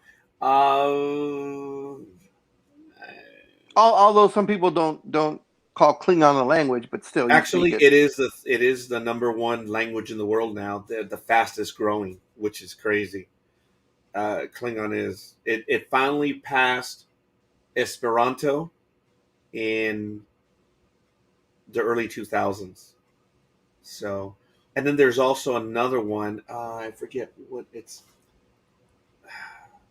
Yeah, I think it is Esperanto. Yeah, that's the one that was in the 70s, and it well, it was the fastest growing language until Klingon. But I would say that I, for you understanding, I speak three languages, but I am able to read seven, and I'm able to write six. Yeah, I don't think I've ever shared that before, but yes. And no, French is not one of them. I was shocked on my ancestry.com that I'm 7% Le Français. I make fun of the French language. I that was the greatest shock to me, Big Dog, is I am 7% French. No, the I'm like, greatest. No, the great. No, really? no, no. That was the second greatest shock. The Oh greatest. yeah, it was The the first one was greatest. a disappointment. Yes. Yes. Exactly. And folks, I'm alluding to the fact that I've always made the joke, and Big Dog, I've said it on air when I interrupt people, and I'm sorry. I'm sorry, I stuck You my do nose in. not have a big nose. Anyway, I would tell everyone, I'm Jesus. sorry. I stuck my Persian nose in. I apologize. And I've used that one forever. Decades. Yeah, forever and a day. I think I first met Big Dog, and when I shook his hand, oh, sorry, my big nose got in the way. That's a bit of an exaggeration, but and because I study social geography, and I'm a big believer. Look, I study a lot of stuff, folks, and it's just I'm not a learned man, but I do take the time to read a great deal, and I try to stay up on a lot of stuff. And when I went to school, I mentioned this before. When I studied geography, I learned about social geography, which just knocked me flat. The passion of knowing where we come from, it was just intoxicating. It's a field of study that I went into, and when I learned about natural events that caused people to go in this way and stuff, that's where I discovered the geology aspect and why I love earthquakes and natural events. I can't say I love earthquakes. I am appreciative of the study of that, and I study that as well. So forgive me. You learned my life in about 3 minutes, which you didn't want to know about. But I am nowhere near the Middle East. I know about the Moorish expansion across North Africa into Spain, and I figured that that's where my Persian stuff came. The Moorish wasn't even close. Not even close. You're perceived Persian. Yeah, it's not even close. So I can't use that joke, and I haven't used it ever since. So what shocked me was the 7% French, because we've always known I'm from the family Noriega name is from Asturias in northern Spain, which makes me Basque, and I am officially 1%, but I can be 0 to 14% Basque, and that follows. And when I look at it, I am 50% Iberian Peninsula, Portuguese, Basque, and Spanish. 50%. I'm exactly 50%. There's 37% that comes over from the Jalisco area. So I am genuinely 87% uh, Indo Iberian. I. Ooh, just to get that one out right now. I am I. 87% I. So it's crazy, kind of funny, the things you figure out. But for those of you that know, I'm also 1% Senegalese and 3% from the Bantu people of Central and Eastern Africa, which is really cool. So now I can say I'm 3%. Damn you all. I am 3%. So I've been going to sites where you can apply for stuff, and there's some that are specifically, I think you guys know where I'm alluding to. I'm 3% from Eastern Africa Bantus people, and there are business sites that you can apply. And I'm like, does 3% qualify me for this now? I guess I'm no different than Pocahontas, right? Because she is less than 1% Indian. You know who I'm talking about, Senator Warren from the East Coast, where she said that she has Indian, and Trump readily made fun of her in many ways, and he turned out to be right when he called her Pocahontas. That was funny. Because she's not even 1% of 1%. But anyway, I'm all over the place. Big Dog, Schroeder messed up, as did Jody Reed when he turned down the 3 years, 7.8 million. And in 2010, Adam LaRoche pulled a Jody Reed. So Schroeder did not pull a Jody Reed. Okay, you need to remember that. Jody Reed is unique. LaRoche pulled one where he turned down a 2-year, $17.5 million offer by the Giants, and wow, he got a 2.05 million. The article is in the chat room, so we'll leave it at that. All right, big dog. Let's continue. Thank God the Lakers didn't sign Schroeder. Yep. And then other big signings though that did happen. Schroeder's former team, the Oklahoma City Thunder, did sign their main guy, Shai Gilgeous-Alexander. He agreed to SGA. That's their up and coming, probably soon to be All-Star. He agreed to a 5-year, $172 million max rookie extension. So congrats to him. But the big news of the big signings that came out was the Dallas Mavericks took a contingent to Croatia after the Olympics were over and spoke to Luka Doncic because he was up for his rookie extension. Yeah. So it was Mark Cuban, the what's his face? He just played for us. Damn it, Sure. I can't think of it. Jason Kidd. Coach Jason Kidd, the new GM. Dirk Nowitzki also went along, and some other person went. So it was a contingent of upper management that went to Croatia and said, Luka, here is the extension. We'd like for you to sign it. Luka didn't bat an eye, and he put pen to paper, and he signed his 5-year, $207 million rookie extension because he was eligible for a Supermax since he made the All-NBA team the last 2 years in a row. So that made him eligible. That bumped him up to even more money to 207 from like 185 or something like that. And people, let's remember, this kid, I believe, is 23 years old and already has a $207 million. He has at least, if he continues playing the way he's playing, and he's playing MVP caliber style of ball already,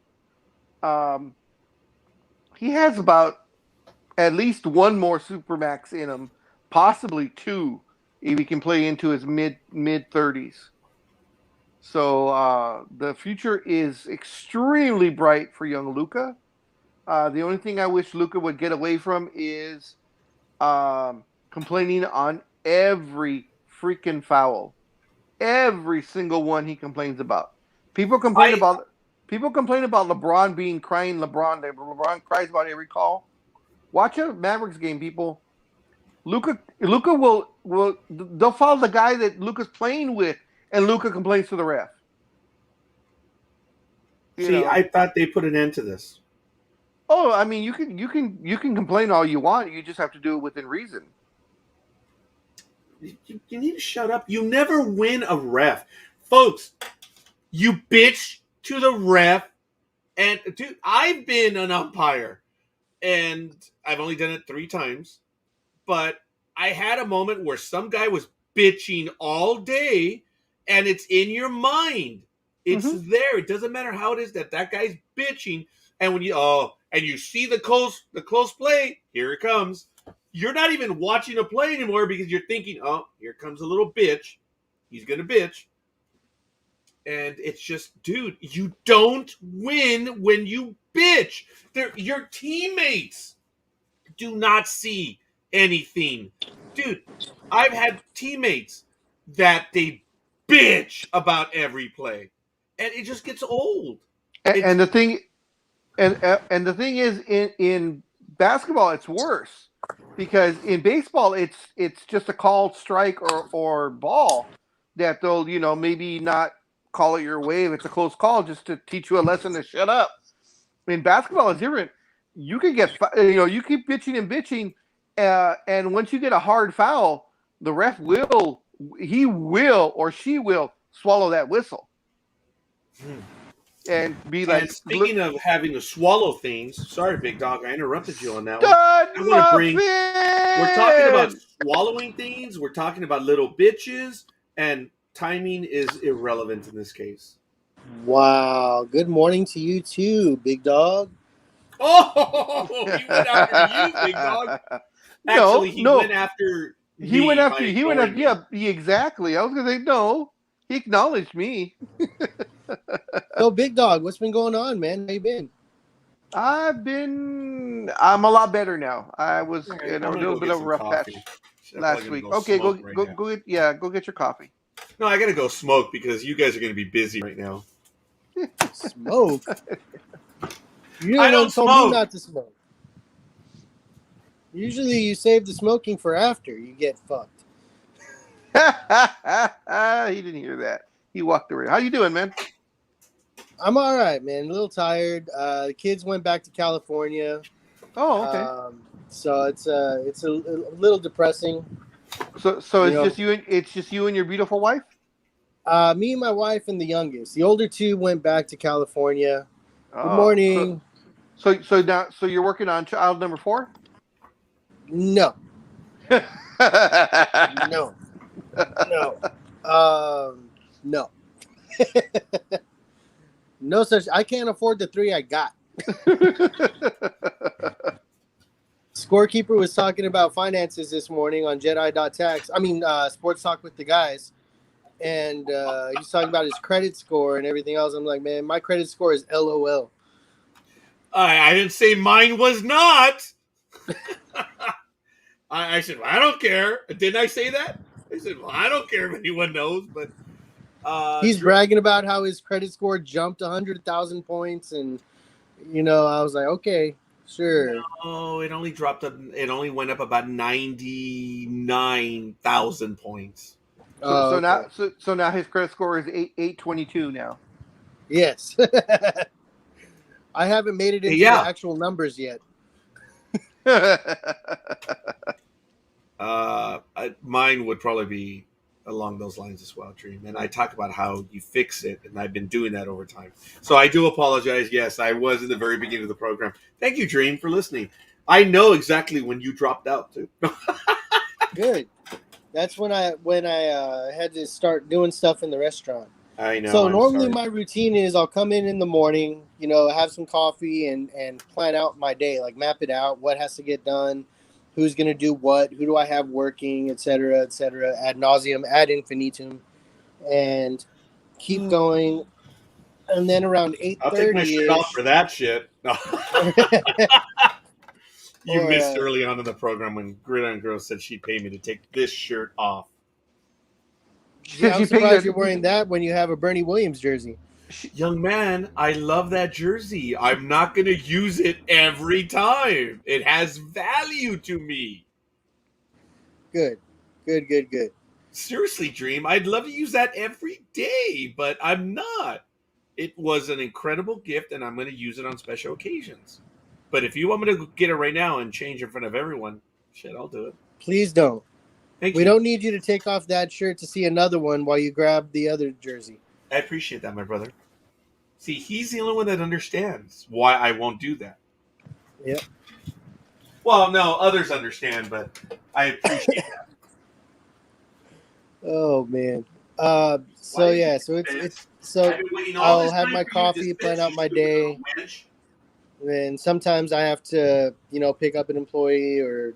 me asking for coffee is no different than me asking that for a meal. Why are you treating me this way?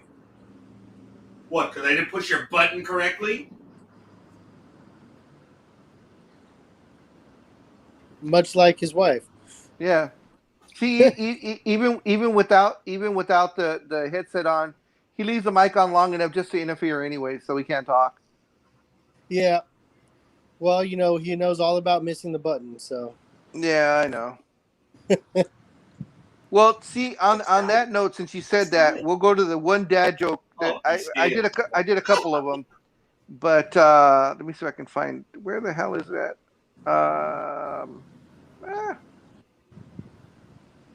What's the difference between glasses and between a girl and a pair of glasses? What? Glasses tend to sit higher on my face. Thank you. I love it. I love it. My favorite one that I heard recently is Shit, I'm muted. what did Cinderella do when she got to the ball? No, you didn't mute it, goddammit. We heard every single word. We couldn't even talk. You were yelling at the screen about playing with the buttons. And besides, you know you didn't mute it. You did it on purpose. Don't give us that bullshit. Yeah, okay, sure. I'm sorry, I went a little off on the machine because it didn't serve me my coffee. Yeah, we know you. Well, that's the only way you're going to get off. Because you missed the button. Yep. What a shock. You can never find the button. What a shock. I missed it. All right, so Big Dog, what did Cinderella say when she got to the ball? Yep. That's an old one. The scorekeeper don't get it. Scorekeeper doesn't get it. Never did. Think about it, scorekeeper. Think about it. What did Cinderella say when she got to the ball? Oh, okay. Or now you get it, or are you just saying you're getting it? Yeah, wait, okay. Yeah. It's funny when you see it because when they usually ask the girl that one and the girl gags. And it makes it even funnier. Oh, even Gridiron Girl, look at that. Yep. But I think her line was, scorekeeper, you don't get it. and that's what she said. Like, yep. See, when a girl gets that joke and does the gagging sound, that's in the back of your mind thinking, that's the girl I need to date. Right. Yep. So what do burnt toast, a well-done steak, and a pregnant lady all have in common?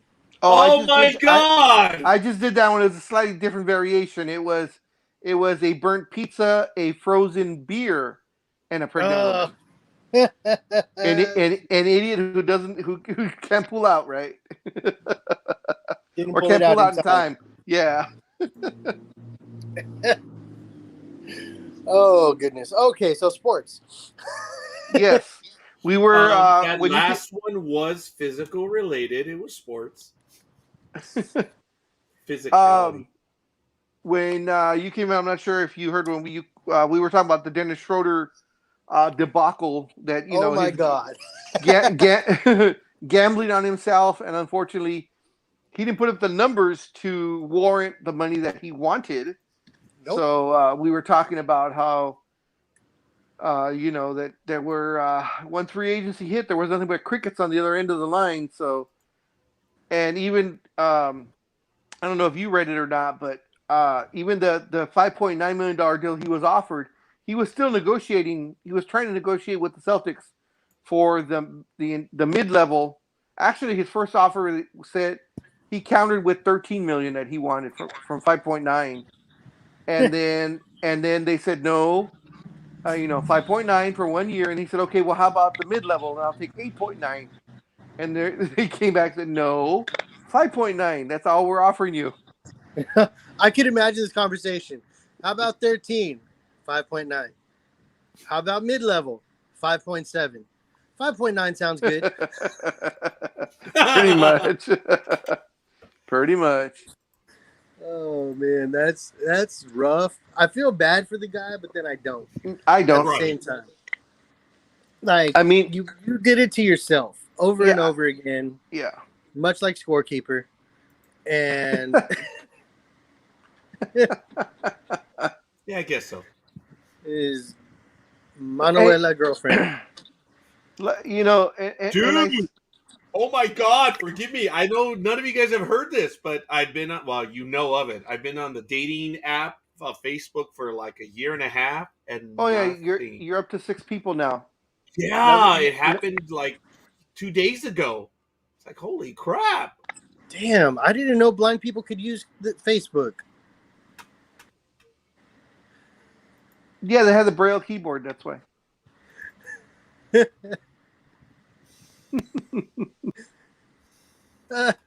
Oh my goodness! And he dropped out on that one, or did you kick him out? No, I didn't. I'd never kick anyone out today. Oh my God! Do you like how I qualify that? Yeah.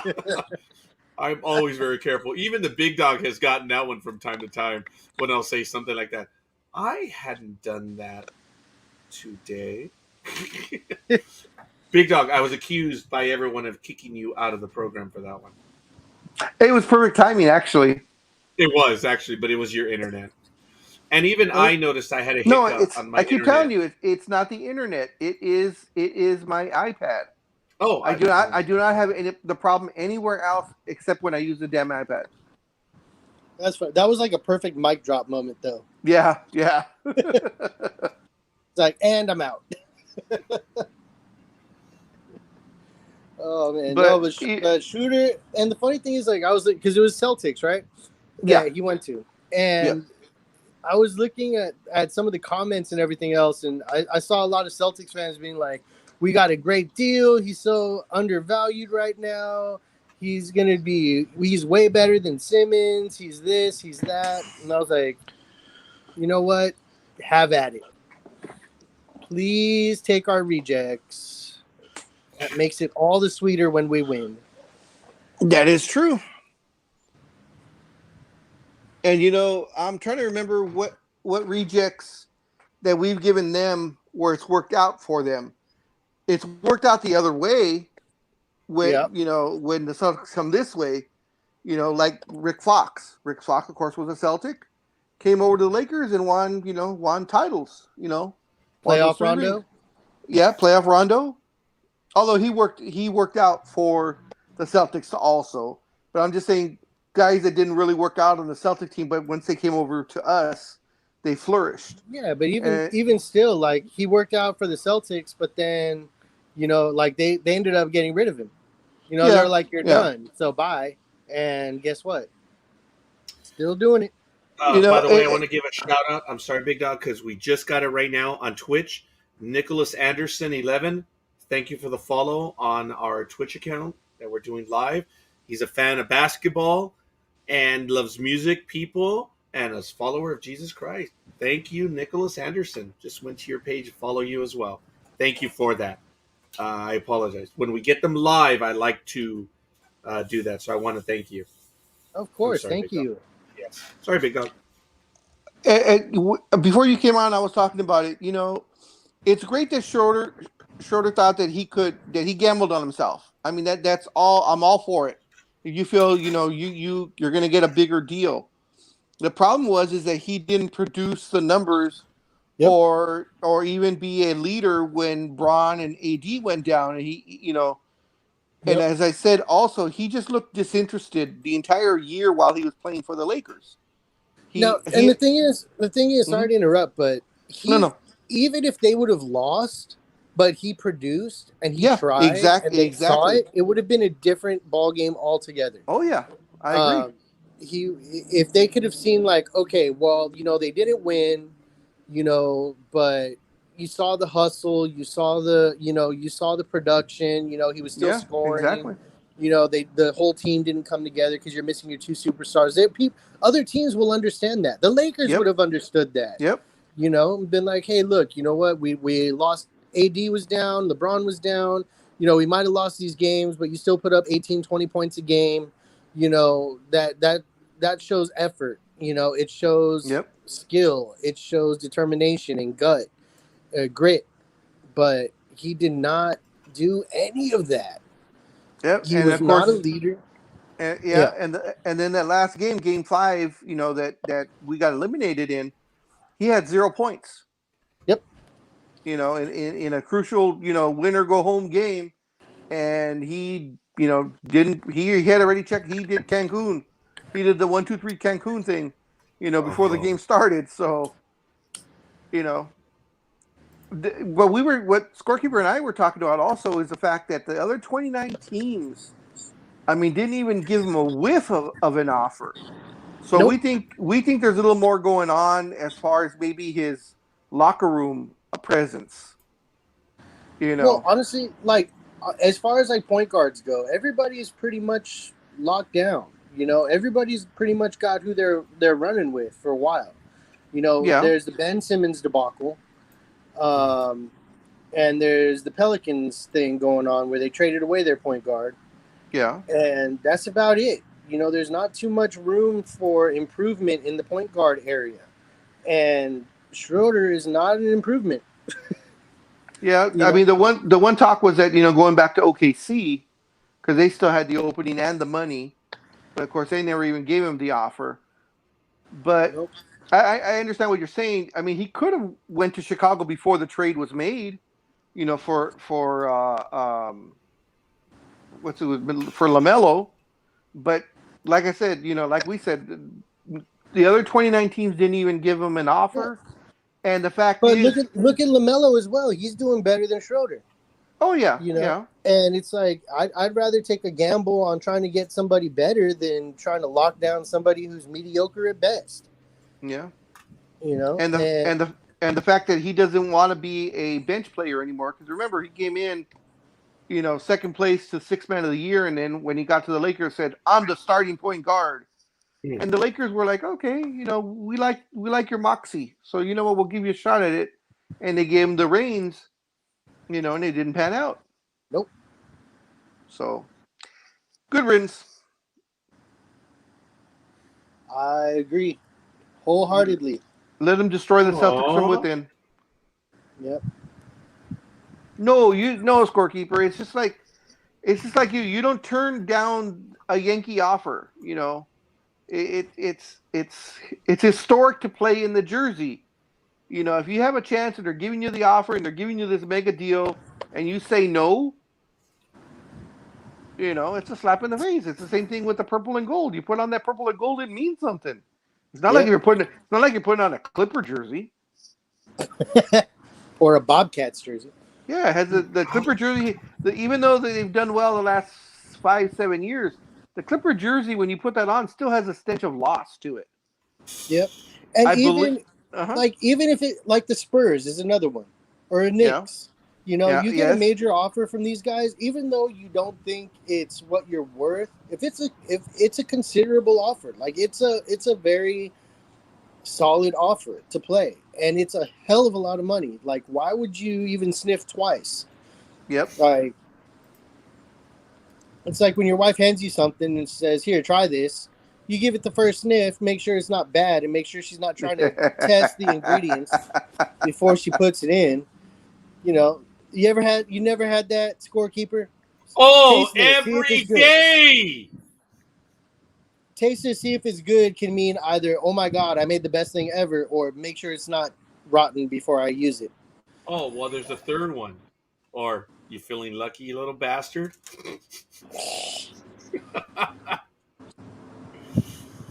Oh, I've had that one as well. Well, there's a fourth one, but it kind of goes with Big Dog's glasses joke. Oh, he heard Yeah, that one. you definitely want to take a sniff on that one. Yeah. Okay, guys. Oh, Gridiron Girl loved it. She liked it. I just looked it up right now. As of this past season, the Clippers rank in active franchises. The Clippers rank 29th out of 30 in all-time winning percentage. Wait. Who's 30? The Timberwolves. Really? And they have a championship. Oh! No, they don't. Oh, then who did The Milwaukee Bucks won, but not the Minnesota Timberwolves. Well, didn't the guy with the Clippers? Where did Kawhi win? Oh, Toronto. No, Sorry. I thought they had the. They didn't That's get what I one meant. with Kevin Garnett. No. That's why he left. Oh, yeah, you're right. So Minnesota has a winning percentage of 39.4% for their career, but they've only been around since 1989-90 season. The Clippers have a winning percentage of 41.5%, and they of course have been around since 1970. Ouch. Yeah. So I have a question for you then. Yes, sir. How would you wait? How far have the Timberwolves gone though? Have they made it to the finals? No, the NBA Finals. No. Damn. I was gonna say that'd be hilarious if they made it farther than the Clippers. Yeah. Yeah, no, they've been pretty bad. And let's see, on the flip side, the winning, of course, the side that wins more, the Lakers have the second best winning percentage of all time, at 59.5%, 59.5%. The only team better than them is the San Antonio Spurs, and they have a winning percentage of 61.5%. I'm Although okay we, with that. yeah, I'm although okay with that. we were playing almost 30 years longer than them, though. We started our franchise in 48-49, the 48-49 season, and of course the Spurs came over from the ABA in the 76-77 season. See, I'm So okay with that as long as it's not the Celtics. the Celtics are right behind us. Yeah, as long as we keep that, we're good. Now, the only thing we do have to get back from the Celtics is games won. They do have us on that because of our bad stretch for those 7 years where we played really bad. So the Celtics have 5,868 wins, and the Lakers have 5,758 wins. So we're exactly 90 wins behind them. We're about a season behind them in wins. And championships, they're up by 1, right? No, Or we're bite your tied. tongue. We're tied. We're tied. All right. Yeah. Cool. I'm okay 17 apiece. 17 apiece. All right. So last year was the one where we would have gone up 1. Yes. We would have stayed healthy. We'll do it this year, though. Yeah. Dude, our team is stacked. Yep. So once we get now the conversation begins. once we get the 18th championship, then we have to cross over into other leagues and go after the 27. Cross over into other leagues. Yeah, championship wise on the list. Oh, we got it like the ABA and stuff. No, because who has 27? Who has 27 championships? Yankees. Okay, I will take the shirt off. Yes. That'll be our next objective. Once we pass the Celtics, the next objective is to get to 27 within the next 15 years. I'll give us. It might take closer to 30 years to do that, just because the Yankees are going to keep winning too. That is true. Yeah. Dream. By the way, before I forget, I've got a very busy weekend, but due to my health, the trip to Missouri was put off, and I said just put off for the time being. It looks like it's going to be back on again. Patty is going to be going with me to Missouri, and her husband, and I think Gmo's going. So we got to talk about the dates. It's going to be within the next 2 to 3 months now. So I was supposed to be there basically at this time, but again, body said "F you." So, but I had to delay it a little bit, but it's back on, Dream. So we need to talk about some dates. Hopefully, we can get you out to Missouri as well. Is that for scouting purposes? Maybe long-term scouting purposes. Folks, we were talking about a convention.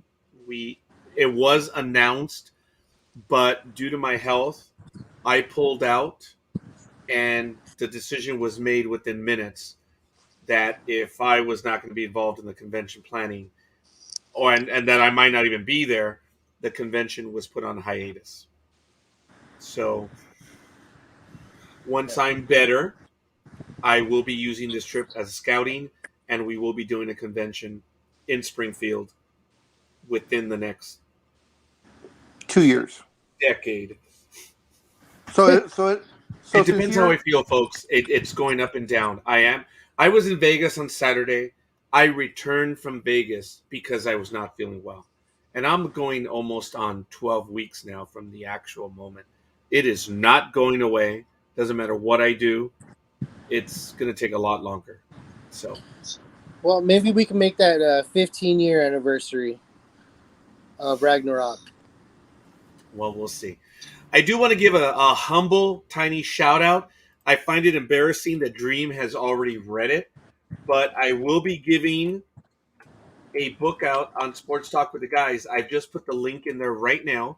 I'm going to show it on a share page. Forgive me. This is not even anywhere near sports related, but this is scorekeeper related, folks. There's the book, The Nightmare Hunter, Uncanny Valley. That's me. The story of I am the nightmare hunter in real life. I am the titular character in this book. And what is terribly exciting is that I have to get to New Orleans before the second book because apparently Dream is in the second book. Oh my god! It's I'm done, excited. dude. Yeah, it's done. You're in the second book. So So at the it is terribly exciting. so at Rogers CryptidCon, will you guys have a book signing? No, it's going to be. Actually, it was the Nightmare Con. uh, I don't know. We'll see. Well, it doesn't Do matter if it's a Nightmare Con or the CryptidCon. You guys would still have the books there. Well, that's the thing. When you're self-published, It costs money to get the books in advance. So So I have not purchased any of the books. I'm going to in September because I just haven't, budgetary requirements, and I'm going to be purchasing some books. Man, I am bringing all of my books. Wait, are you picking up DA and bringing him here first? That I don't know yet, Dream. I just know that Patty and I are going axe throwing this week, which is going to be cool. It's going to be on video, and we're looking forward to doing that. But shortly thereafter, because Patty has a niece in Springfield. Oh, there you go. So it's like all of a sudden things are accelerating. So my cousin, her husband, and I, Jimo will probably go along as well. We're going to be going to Missouri. So we're looking forward to making this one happen. And we will be doing some scouting, but that's long term. And the old man and me. I was just going to say, because if you bring DA here, I could have him sign all of my books. Yeah. But I bought all the paperbacks. Whether he goes there or you go to Missouri, we'll see. Gentlemen, I need a few minutes. Big Dog, you have the con. I'll be back. See, did he mute himself this time? No. There he is. I think he's trying to fight for his coffee. Well, I think the coffee's escaping him right now. One way or the other. One of the other things we talked about before he came, I'm not sure if you heard or not, but Luka Doncic signed a 5-year, $207 million contract extension over this past week. Everybody went to Cuban and the GM, Jason Kidd, some other senior VP, and Dirk Nowitzki all flew to Slovenia to offer him the contract in person. Dang, that's what's up. Yep, and of course, he's one hell of a player, and they want to make sure he's tied down. So he earned a $207 million contract extension, and he's only 22 years old. That's not. There's going to be another $200 million in there. Oh yeah, definitely. When that expires, at least one, maybe two more. Yep. And he won't turn 23 till February. Damn. So this kid, he's got the goods, and the reason why, for the people out there listening, the reason why he got the $207 million instead of I think 176 or 168 or whatever the hell it would have been, is because he's been on the All NBA team the last 2 years. Yep. That kid's got the stuff, man. Oh yeah, I believe he made first team this past year, and the year before I think he was third team, All NBA third team, I believe. So the way the contract is, the way the rules are structured, if you can make an All NBA team, then you're eligible for more money. So you know what? Great for him. In fact, that's when you came in. I was saying the one thing he needs to change is crying on every freaking foul. Every single time he cries, and or if he perceives it a foul, he goes to the ref and he just bitches and bitches and bitches. People complain about LeBron, and it is warranted. LeBron complains a lot also, but I've never seen a person complain like Luka does on every freaking shot. I think what it comes down to is he's got that I'm still new mentality and I'm young. Yeah. Because when you're young and they don't know who you are, you have to ask for it because they're ignoring you most of the time. They're taking care of their superstars and making sure everybody's like What? That doesn't happen. What are you talking about? It's even all the way across. sorry, Yeah. a frog in my throat there. Yeah, you take care of that cough, man. It sounds kind of serious. Yeah. No, he's one of those. I think he's just young. I think that'll go Yeah. away as they start paying more attention to him. You know, the Dallas is gonna really step up and fight for him. And now that he's got this big ass extension. Yeah. Sorry, I got a lot of noise on my end. Somebody's cutting grass or something. Actually, you're not. It's not too bad. You're actually All right. coming out pretty clear. I think now that he's like all NBA, he's getting his 200 million. I'm pretty sure that Dallas is gonna talk to the refs and be like, hey, look now, we got to do a little more for this guy because Yeah. we got to protect our investment, so to speak. You don't want him getting taken out on a hard foul, hitting the deck and twisting something or breaking something. Oh yeah, that'll be devastating to them. Yeah. And speaking of broken bones and stuff, Kawhi signed. He committed. And I was a little surprised he didn't go with the 1+1, but Kawhi Leonard signed a 4-year, $176 million extension to remain with the Clippers. Oh, and, that's weird. Yeah, and as we talked about, it's not weird. He is most likely going to be out Right. at least 80 to 90% of the season, if not the entire season. So, so he wants to come back in the following season. Yeah, and that doesn't make sense. And the money won't be there, folks, because you have to think Kawhi Leonard already has history, and he has history of all the years he's been with the Clippers now. Load management, all dude. 2 years. Okay. And the only time that he was unhurt was when he went for the championship. Otherwise, you know what happened when he was with San Antonio. A big issue with their private physician and the team doctor.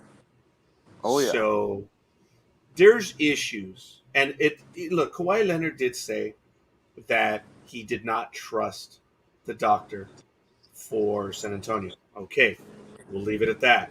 He now has history with the Clippers. And the way they treat him, if he had not signed the extension holding out for the Supermax, there's no guarantee he would get the money from anyone. That's true. That's true. And he also would not be eligible to get the Supermax from anyone else. Only the team you played for can offer it to you. So how many years do you have to play for the team before they can offer you a Supermax? I believe you have to be with the team at least 2 years. So he's eligible for the super. Why didn't he get the Supermax then? That was the max deal. Supermax, to get a Supermax deal, you have to be named to one of the postseason award type lists. All and NBA, he will not. All NBA, all defensive, those type of things. I don't believe he made any of those lists this past year. Yeah, he got a 4-year deal. I was tripping out because I was thinking about what if the NBA instituted the franchise tag like the NFL has? Yeah, the NBA won't go for that. The players. You can't. And I'll tell you why my thinking is they'll never go for that is because the size of the team. You have 22. No, you actually have 30 players basically on a starting NFL team. Whereas in the NBA, you have 5 starters up to 8 on a regular rotation. I know there's more than that on the team, but you agree, Big Dog? Oh, yeah. Having that, and ladies and gentlemen, it is time we bow our heads and acknowledge the Almighty.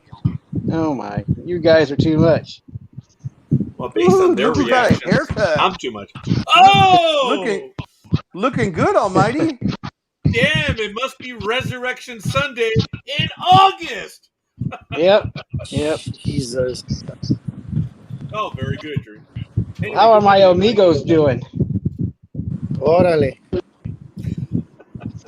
I think we're doing well right now. We're actually having some wonderful conversation at the moment. So, how is Almighty doing? You feel a little lighter, a little refreshed? What is it? I guess I have a little bit of time here before I head out for a free comic book day. So Yeah. Free Damn it, comic that's book great. day. Yes. Yes, today is free Yep. comic book day. that's right. For some reason, Where? it's in August. Don't ask me why, but it is. And you know what I find really irritating, Almighty, is a lot of these bigger places that are larger and they can get the whole amount of free comics. I guess the entire list is 50 available. They're charging for it. Are they really? Yeah, I've seen two or three different places that I kind of follow online that I'll watch their live shows, and they're offering that you could buy the entire set of 50 free comics you can buy for $65. Oh, okay. Bags and boards not included. You gotta pay for those if you want those. Nothing I can do about that. I don't think none of the stores that I go to charge. I never heard that before. I know that people can try to resell them, but once they pick them up, other than that. But anyway, let's get back to what you guys were talking about. I didn't want me to interrupt. No, we do comics here. We do comics. The one thing I did, especially since Almighty's here, I'll get his thoughts on it. The NBA will institute a new rule this coming season, and it has to do. It's going to affect probably Luka, Trae Young, Damian Lillard, and a couple other guys. And what it is, it's that jump-in foul when you're playing, and you're the offensive player is instigating, or I'm not instigating, is causing the foul where they jump into the player. Initiating the contact. Yes, thank you. So the offensive player initiates the contact. Thank you. They're going to call an offensive foul on that player now this year. Okay. So there's going to be a foul on every layup. Sounds like it. Pretty much.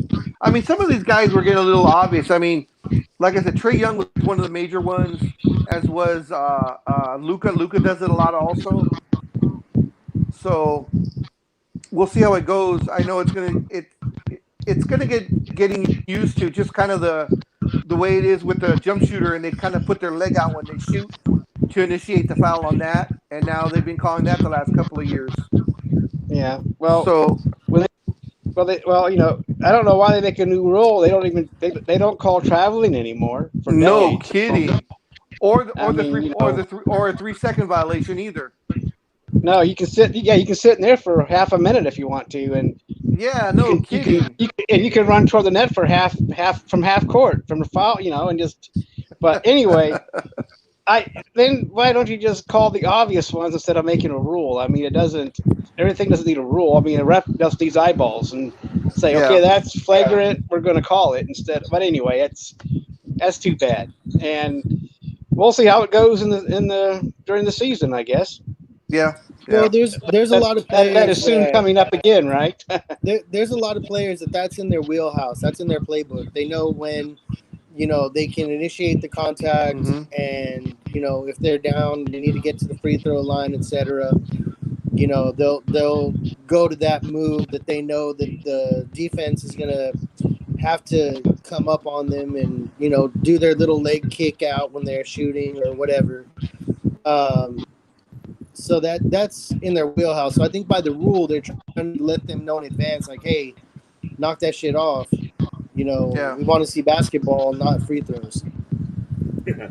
Well, true, but anyway, we'll see how it goes. And this stuff's been going on for a long time, and but you just call what you think is flagrant. That's the ref's job. I mean, now we just have an extra rule that probably doesn't really need to be. We don't need, because I mean, it's either flagrant or it's not, and you just let them. Sometimes you gotta let them play. I think it's more of a warning to let them know, hey, look, we're going to be stricter on calling these things. So just prepare yourself so that they're not up there like, well, I did this last year and you didn't say nothing. You know, I think it's more of in that frame of reference. To prepare everybody, like, look, this is what's going on. We know this is an issue. We know you're doing this. You know, knock that shit off.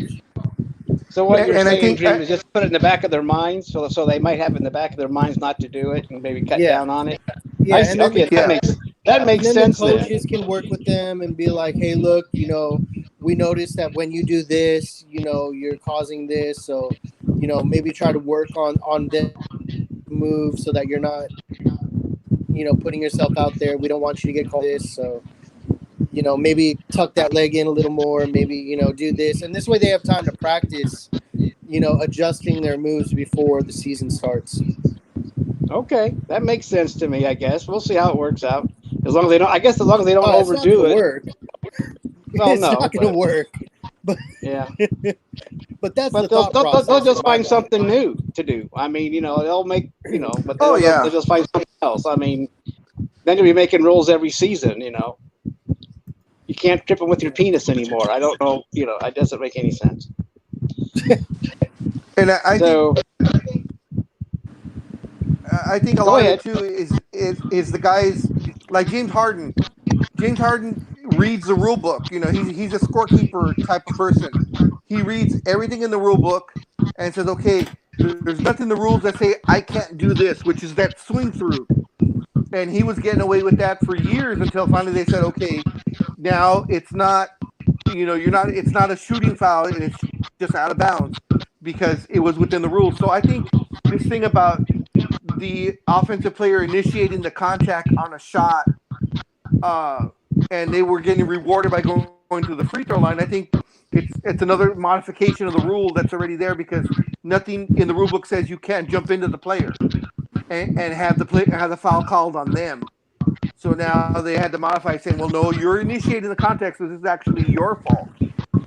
So I think it's just them realizing these guys are reading the exact rule books and saying, hey, it's not saying I can't do it, so I'm going to go ahead and do it.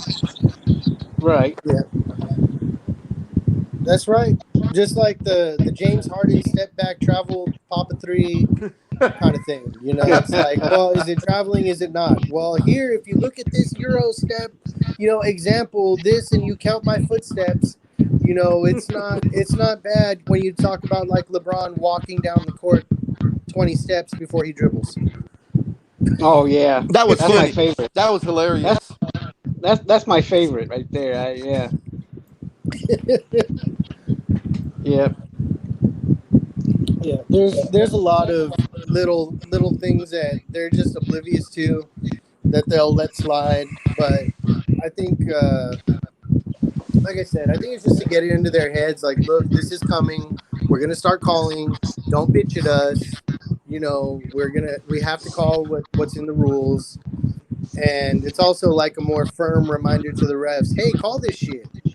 This is a foul. You know, like it's a rule. Like if you were trying to decide whether or not it was a foul, this is the rule. You know, this is what's going on. We need to stop it. So, exactly. I think it's more of a big in-your-face reminder to everybody, and it's giving the players a chance to adjust before the season starts. And a big slap in the face to the refs, like, get your shit together. Yeah. Yeah, if only. Oh, man. So I saw yesterday, real quick here, that the Big Ten, the Pac-12, and the ACC want to make a mega conference. Oh. To combat the SEC. Really? Yep. Interesting. So their thinking is that they want to do this to offset the expansion of the SEC and all that, because since, you know, that Oklahoma and Texas are joining the SEC, and in a few years. But that's they've been. It's only in talks. I don't know if it's going to happen or not, but the commissioners have been discussing this because they keep losing teams and they need to do something, I guess. So, It'd be interesting to see. I don't know if either one of you or Scorekeeper or maybe even Dream know how it works, where you can just leave a conference and go to a different conference. Well, You just- first of all, as we learned, sorry, Almighty, as we learned about a decade ago when these leagues were doing what they were doing, it's related to all the travel agreements that they have. There's a lot of rules about forfeiting and stuff, so you have to have the legal framework. They exist. If you're part of a conference, you either formed it or were invited in. And once you're in, it's like being a member of a club. So to get out, some conferences say you have to get the league to agree so you can get out, or you just, as of such and such a date, we are notifying you that we're leaving, because it has to do with forfeits and scheduling and stuff like that. So it's not because that difficult to leave a conference. right. Well, I was going to say, isn't some of these schedules made years in advance too? Yes. Or at least they know who they're going to be playing. Like, I mean, they already know what's going on next year, maybe the year after. That's why they have to give such a notice, because, like, yeah. Anyway, they have it. Some of the stuff's already planned in advance, so they have to have time to adjust, right? You're all right on that one, Almighty, and that's one of the reasons. So, Big Dog, just answering. It's just when you're part of the conference, you're part of the group membership, and to get out, you just have to notify because of everything being planned out so far in advance. That's all it really is. Okay.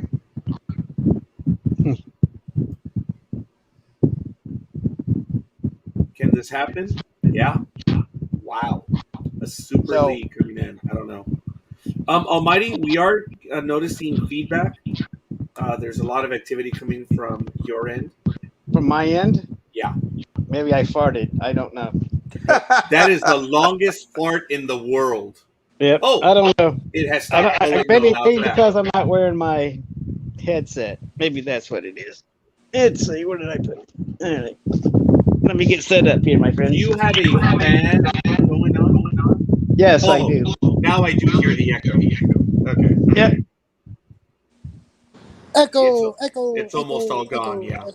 Yep. Echo. Hopefully it'll happen, but yeah. Yeah. No, is it working? It was like gone for about 2 Is that better? Is that better? Yes. I think it says it's better when we all don't talk. Maybe it's me. Wait a minute. Why isn't this thing doing what I want it to do? Oh, I know why it's not doing what it's supposed to do. All right. Well, I know another way to fix this thing. It's all good. Is everything all right now? Or are you still hearing my blowjob? Excuse me? There. Is that better? There. Yes. Yeah. All right, I turned it off. Let me zip up sorry. real quick. What was Almighty, it? The where fan? are you located again? What? Where are you located again? In Ohio. Ohio. Yeah. Okay. He's closer to you than he is to us. Well, you might appreciate this then.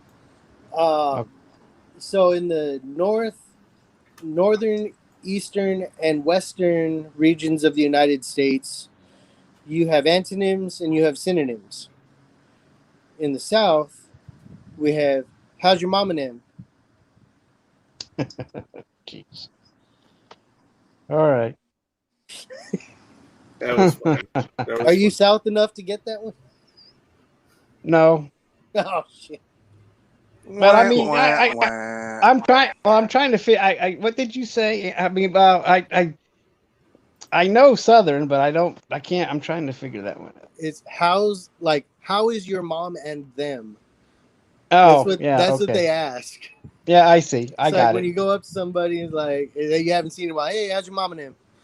Right. I got you. I get it now. Don't worry. I didn't. Maybe I don't See, know. I get it. It's funny. I get it now because once you explain something to me, sometimes I get it, and it's amazing. Sometimes. and the reason why in the South it flows so easy for them to say is because they have no teeth, so the words just flow really easy. Teeth don't get in the way of stuff like that. Yeah. Oh Yeah. my god. Hence the toothbrush, right? Yeah, Yes, exactly. yes. Yep. We've told that one a few times. Yeah. I just Which hope that one? General Dalton isn't listening to these things, but don't want Oh, to the offend toothbrush? him. Yeah. Actually, he does, but he's in Virginia, so it's all good in the hood. I thought he was West Virginia. He goes there every now and then, but he's Virginia. Yeah, he's He's up in the Virginia Appalachian proper. Mountains. Actually, he is Oh. Virginia proper, but he's in the Appalachians. Oh. Okay, well, Appalachian. Well, that's even worse. Close enough. Yeah. Well, if you're in the Appalachian Mountains, well, then you. Anyway. Anywho. So, Big Dog. Yes, sir. Why do the Scottish wear kilts? I don't know why. Because their zippers kept getting caught in the wool.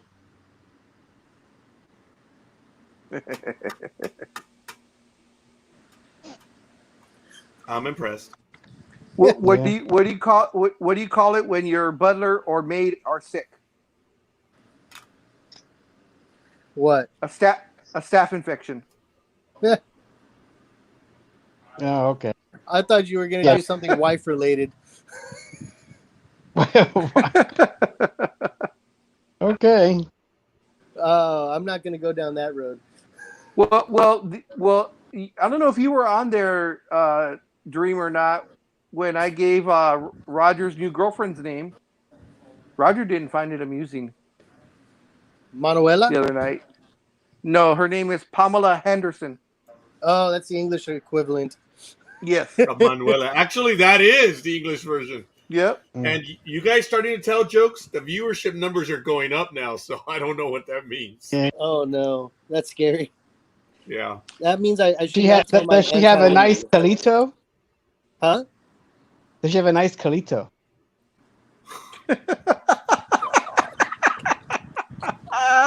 Oh, Lord. Oh man! Oh, when the white man can make the Latin guys laugh in our own language, dude, that's pretty good. Did you guys know you don't need? Did you guys know you don't need training to be a garbage collector? Yeah, you just pick it up as you go along. Oh. Yeah, these are the bad dad jokes. Oh, that was funny. Continue, Big Dog. Continue jumping off the bridge. But I've been picking up some Spanish from the drug cartels that I've been watching on Netflix.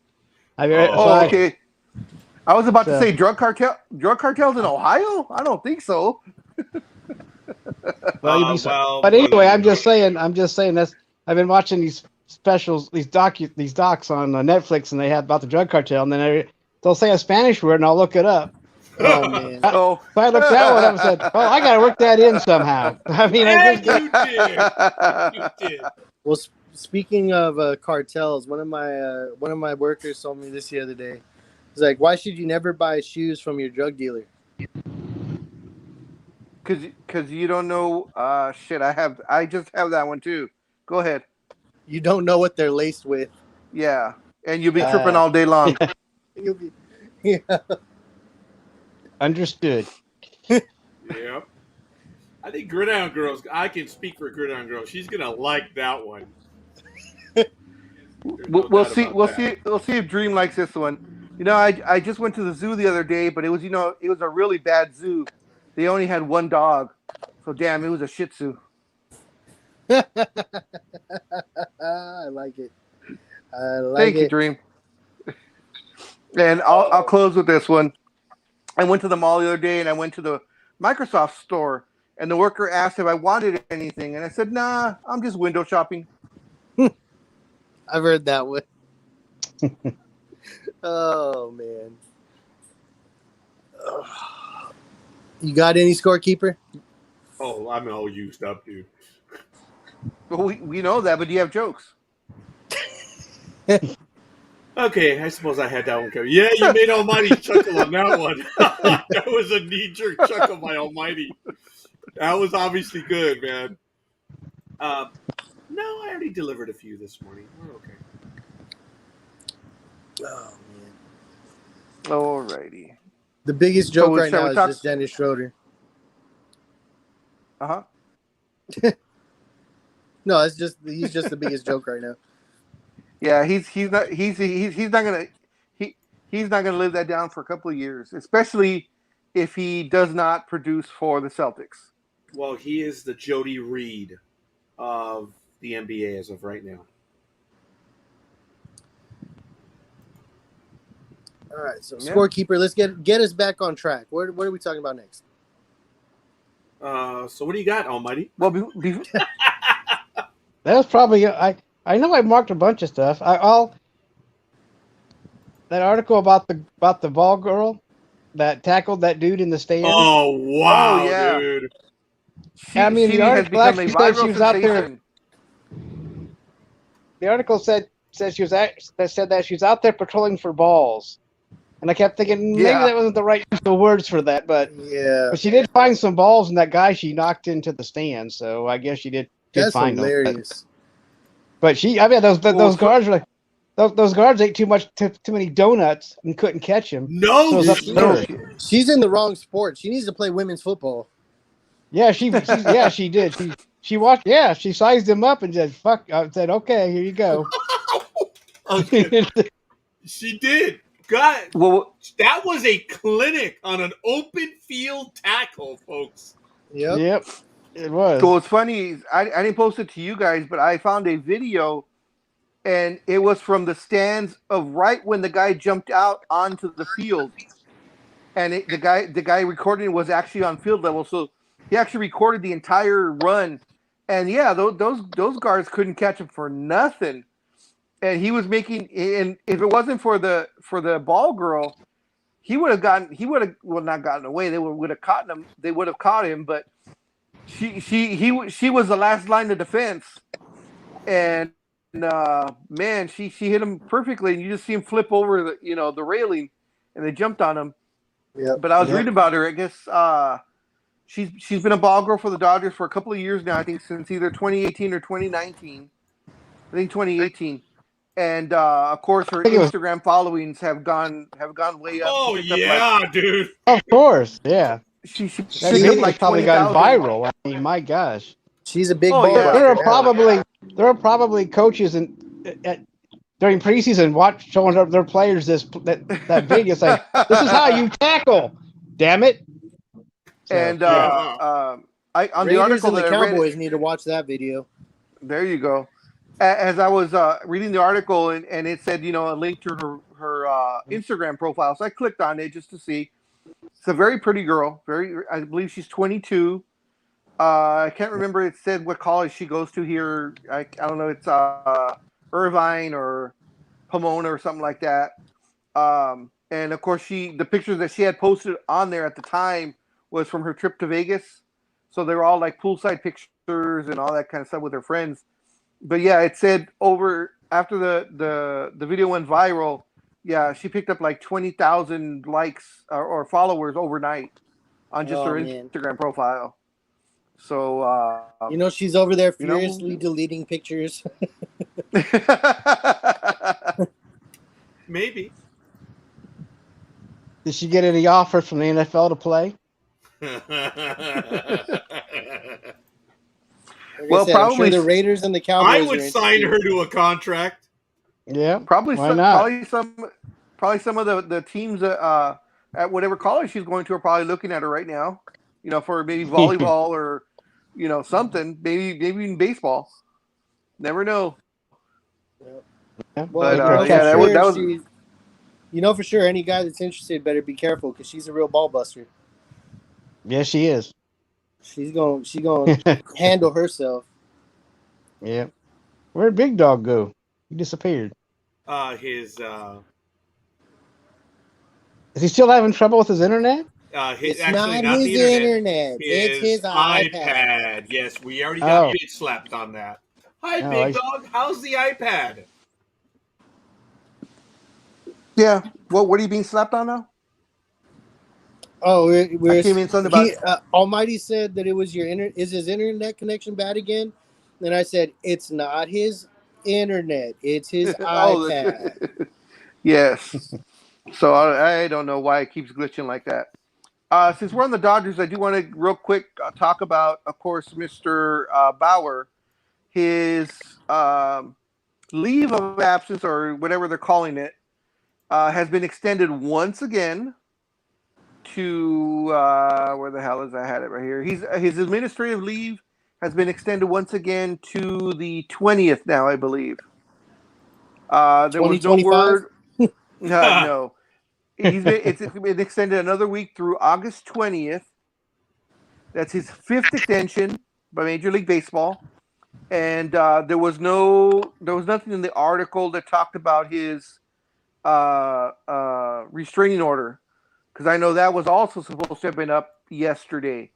But I'm pretty sure since the investigation is still going on, it probably got extended also. But I'm just that's not just conjecture. There was, as I said, there was nothing talked about his restraining order, so I don't know if that is still in effect or not. But his administrative leave is still in effect. Well, enjoy this talk about Trevor Bauer now, because pretty soon we won't be able to talk about him on Sports Talk with the guys, because he won't be in sports. Oh! And That speaking of is not true. being in, folks, check this out. Here's it's about a 19-second video, if you've seen it or not. Oh wait, it says You got to who stop putting cares? up those He's an afterthought. Yeah. 19-second video. You can't be putting up your sex tapes, Roger. But it's 19 seconds. It's too long. Look at that, man! He was outrunning him. And there it is. Bam! Oh, I would have my loved God. it if she would have thrown up like Bam! some sort of like if she would have busted like a Usain Bolt or a Superman pose or something after that. Or just like the Captain America stand, like where Captain America just stands up straight. Like, yep, that was me. Dude, it is hilarious. And he gets that fence and bam! Oh my God! It would have been even funny. It would have been funnier if she would have gave an offensive line type of block and not like knocked him on his ass. That would have been even funnier. Yep. Yeah, I mean, or she could have done like the John Cena. You can't see me. That would have been great. That would have been epic. I mean, the one good thing was that the kid, he was a kid. He's smaller in stature, because if you look at it, the guys that are chasing him are much taller. And they get close, and he just leaps over him, man. And it's really funny. And like Almighty said, sized him up and did it, man. Yep. It was really, really funny. Well, he was at least 15 feet over the wall. Yeah. And now, and just think, he's going to be teased for the rest of his life for being tackled by a girl. God, yes. Oh, hell yeah. It sounds sexist, but that's the way it is. I don't care who you are. I would not mess with any female athlete. That's not getting teased about, you got tackled by a girl. That's some horse. That's not horse shit, or that's not bullshit. That's horse shit, as Roger's Button says. Roger, you still have Instagram, right? Say what? Roger, you still have Instagram, right? I have an Instagram account, yes. Okay, go to it right now. I just sent you the other video where it's actually showing him.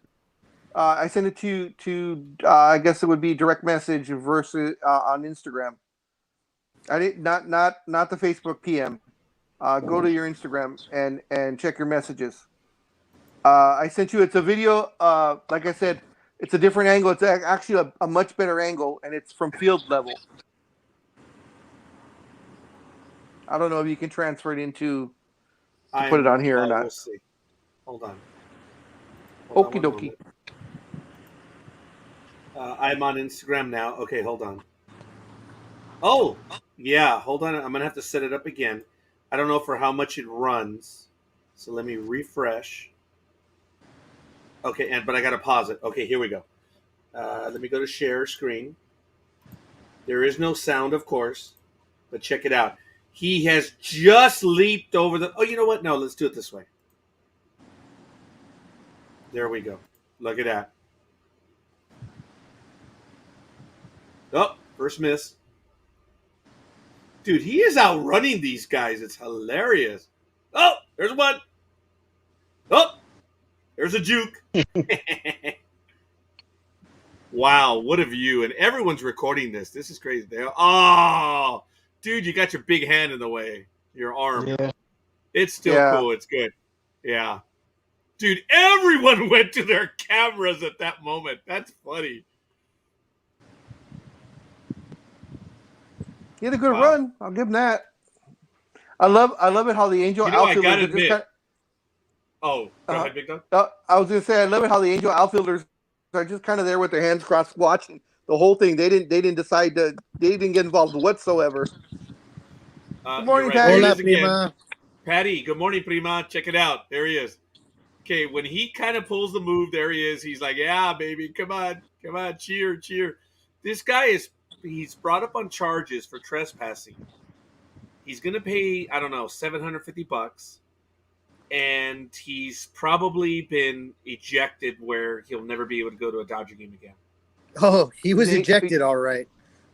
You think it was a lifetime ban, or maybe just a year or two? That's a good question. I would say he's done for the year. Because if you pay definitely, your fine, that definitely. Yeah. Now, if you guys really take a look at it, though, this Big Dog and I are a bit surprised because we remember the old security. Dodger Stadium security was always good. Always good. Yeah. But look at guys, when he's on the field, one guy was there, two guys, and look at all the guys coming across. Holy crap. There's a lot of them, man. And not one of them could catch him. But that is the funny thing. Not one could catch him, yes. That is. Want to give a shout out to Patty Figueroa Noriega. Thank you, Patty Prima. I was talking about that. Oh, and she's about to slam me for this because she says, "Oh, nothing between us stays private."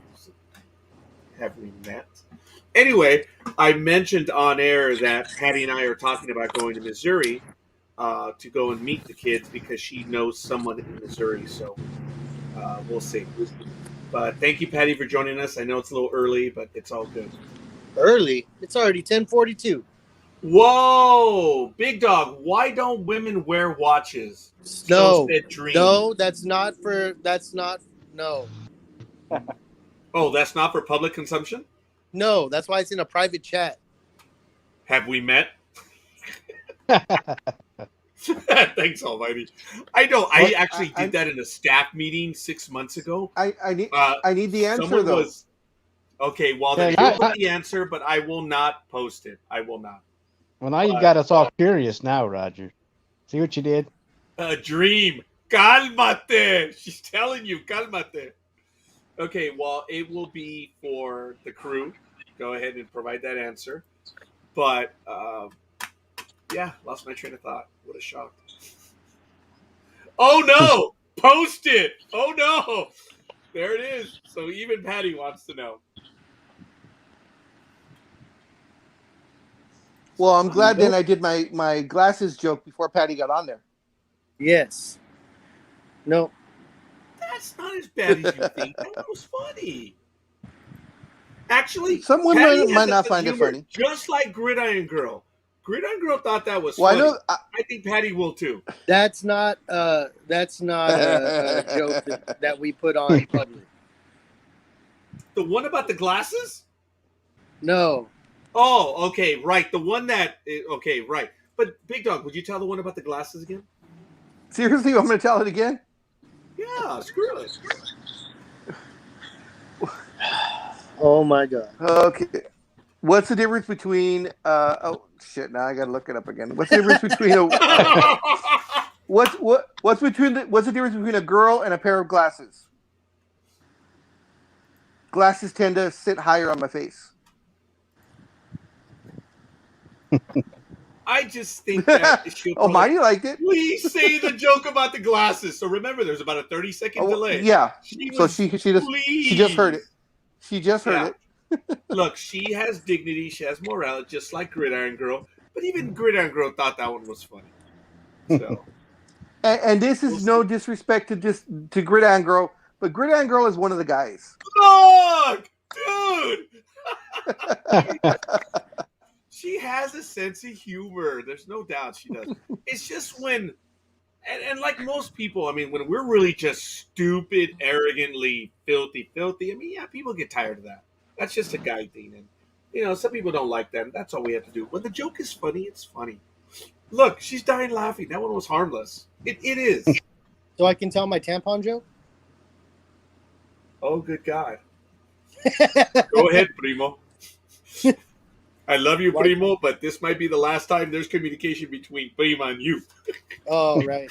Not at all. Not at all. You told that one. I thought that one was funny, too. I think the girl laughed at that one as well.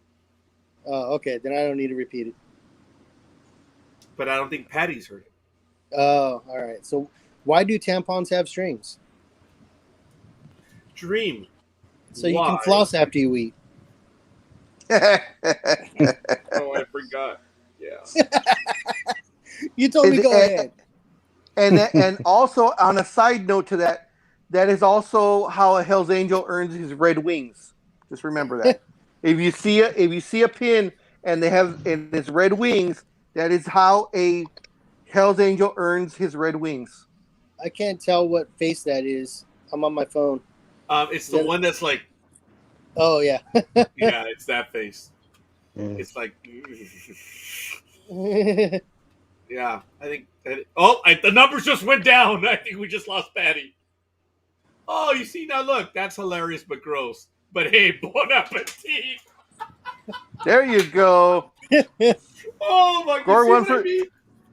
Score one for Patty. There you go. Hola, Almighty. Hello, Patty. How you doing? Oh my goodness! And Well, by the way, Patty, I always joke about stuff like that because when I was in high school, you had the girls following you. No. When he was in high school, that little bastard, he would send me photos of the girls that were sending him photos. And I said, dude, you can't do that to me. You can't. I'm an adult. I will get in trouble. I had to delete them right away.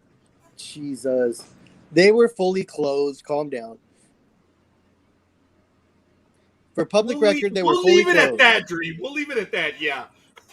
Because I remember the first. No, but the reason I joke about stuff like that is because when I was in high school, somebody was making fun of me and teasing me and bullying me and stuff. So they called me. They were trying to instigate and fight me, and they called me a pussy because I would not fight them in front of everybody.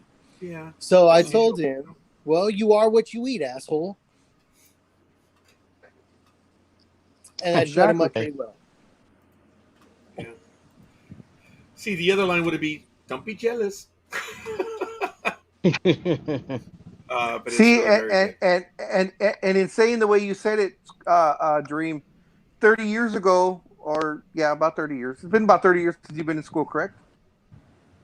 We won't say anything anymore. No, that's like 5 days. Okay. Anyways, 30 years ago, that calling him an asshole would have been, of course, an insult. And now, unfortunately, unfortunately or fortunately, however you look at it, it is not anymore. As far as you're right. In the context of the way he said the answer. You're right. 100% you're right.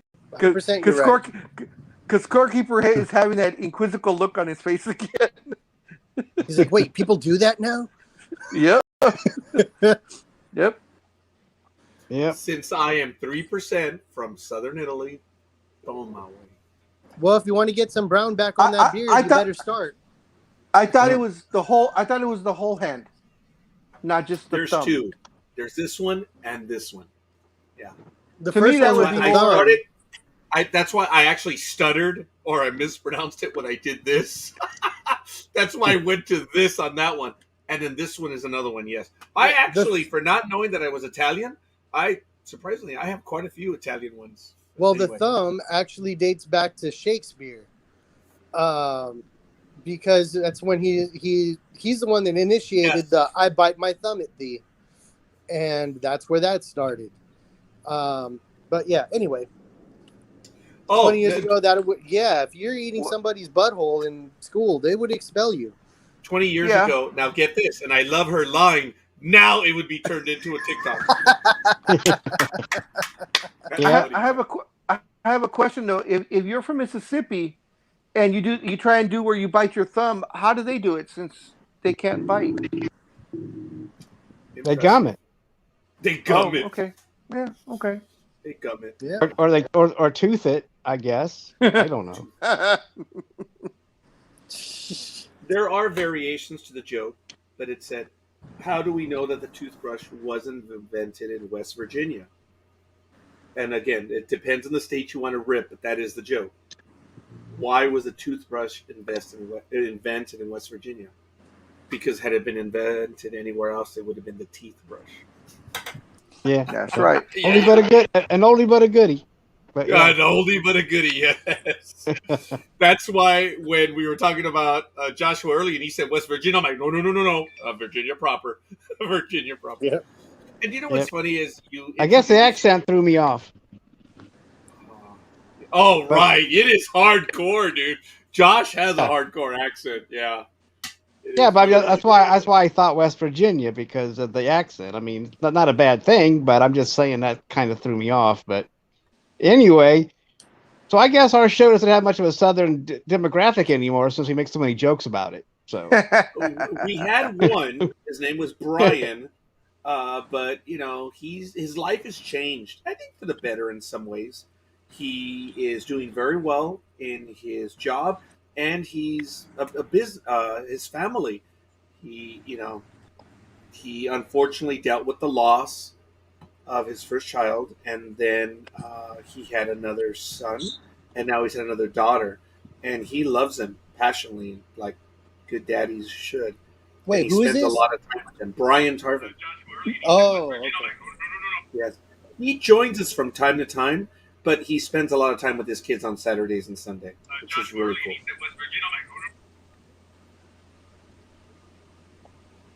You should have gotten a couple of likes. Yeah, What do you mean? I'm clearing up my Facebook. Oh yeah, we can hear that you're on the program. Yeah, you got to be careful with that volume, man. Yeah, I don't know why. If you're on the Facebook page and we're there, it picks it up. But if you're on Facebook and it's anything else, it doesn't play it. I don't understand. Yeah, you always got to pay attention to your Bluetooth as well. One of my employees was connected to our kitchen Bluetooth a while ago, the speakers in the kitchen. Then he went to the background. He went to the bathroom, and some questionable stuff started popping up. So I had to run for the remote to turn it off. Oh, and now was it heard only in the kitchen, or was it heard in the restaurant? Just in the kitchen, thank God. Yeah. There was a video on TikTok that made me laugh unbelievably. It was, my coworker did show it to me on break during lunch, and I just died laughing. It's just, there's this young lady, she's very attractive, she's watching her phone, and she's obviously doing something, but you have to look at it carefully in the second one because you miss it the first time. She's watching the video, and the door just bursts open, and she's, Veronica, que jerga, pendeja, you're still plugged in to the speakers in the living room, and mom and dad can hear you. But when she's on the phone and the door opens, the phone just flies across the room. Because when you watch the video again very carefully, she was busy. She was on the phone, and she was, well, self-care, for lack of a better word. And the sister we get it. Yeah, the sister comes in like, you dumbass, you're still hooked into the speakers up front. Mom and dad can hear you. The worst part God, it was hilarious. is when you fling the phone and it's still playing, and you got to scramble to find the phone to turn it off. You got me on that one, Dream. It's never happened.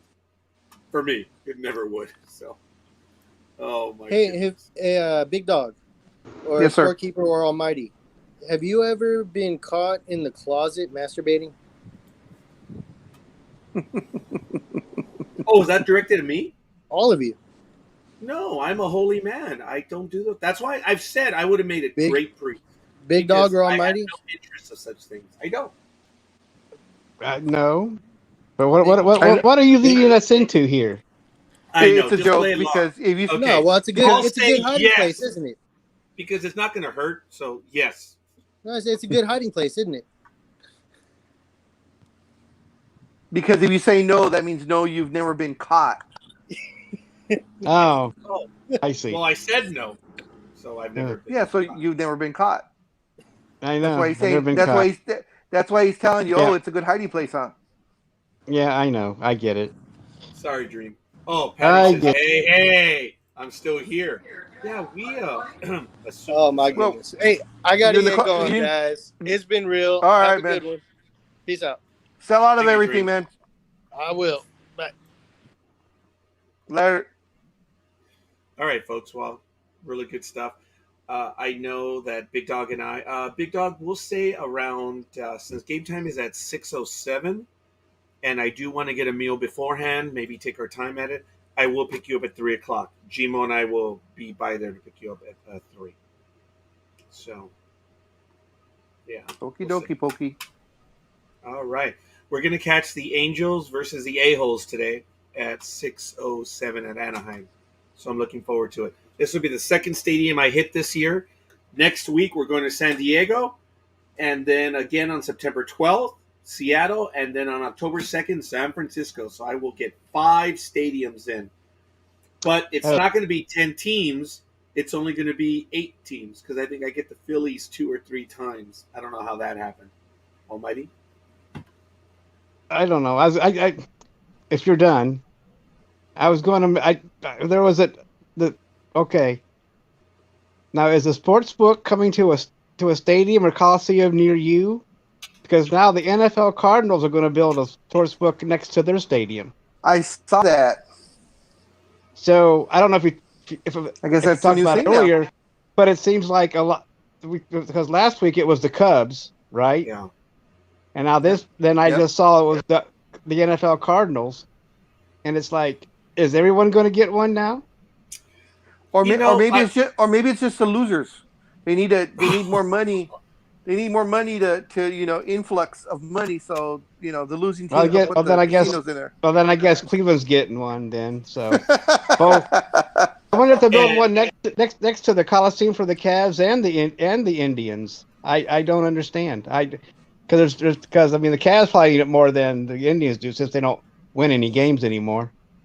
Yeah. I would see the Angels being a candidate, but I don't see it happening in Anaheim because of Disney and believe it or not, there is a significant presence, and I can't think of them. They're the ones that are in Virginia, and there's a presence of them in Whittier, California as well.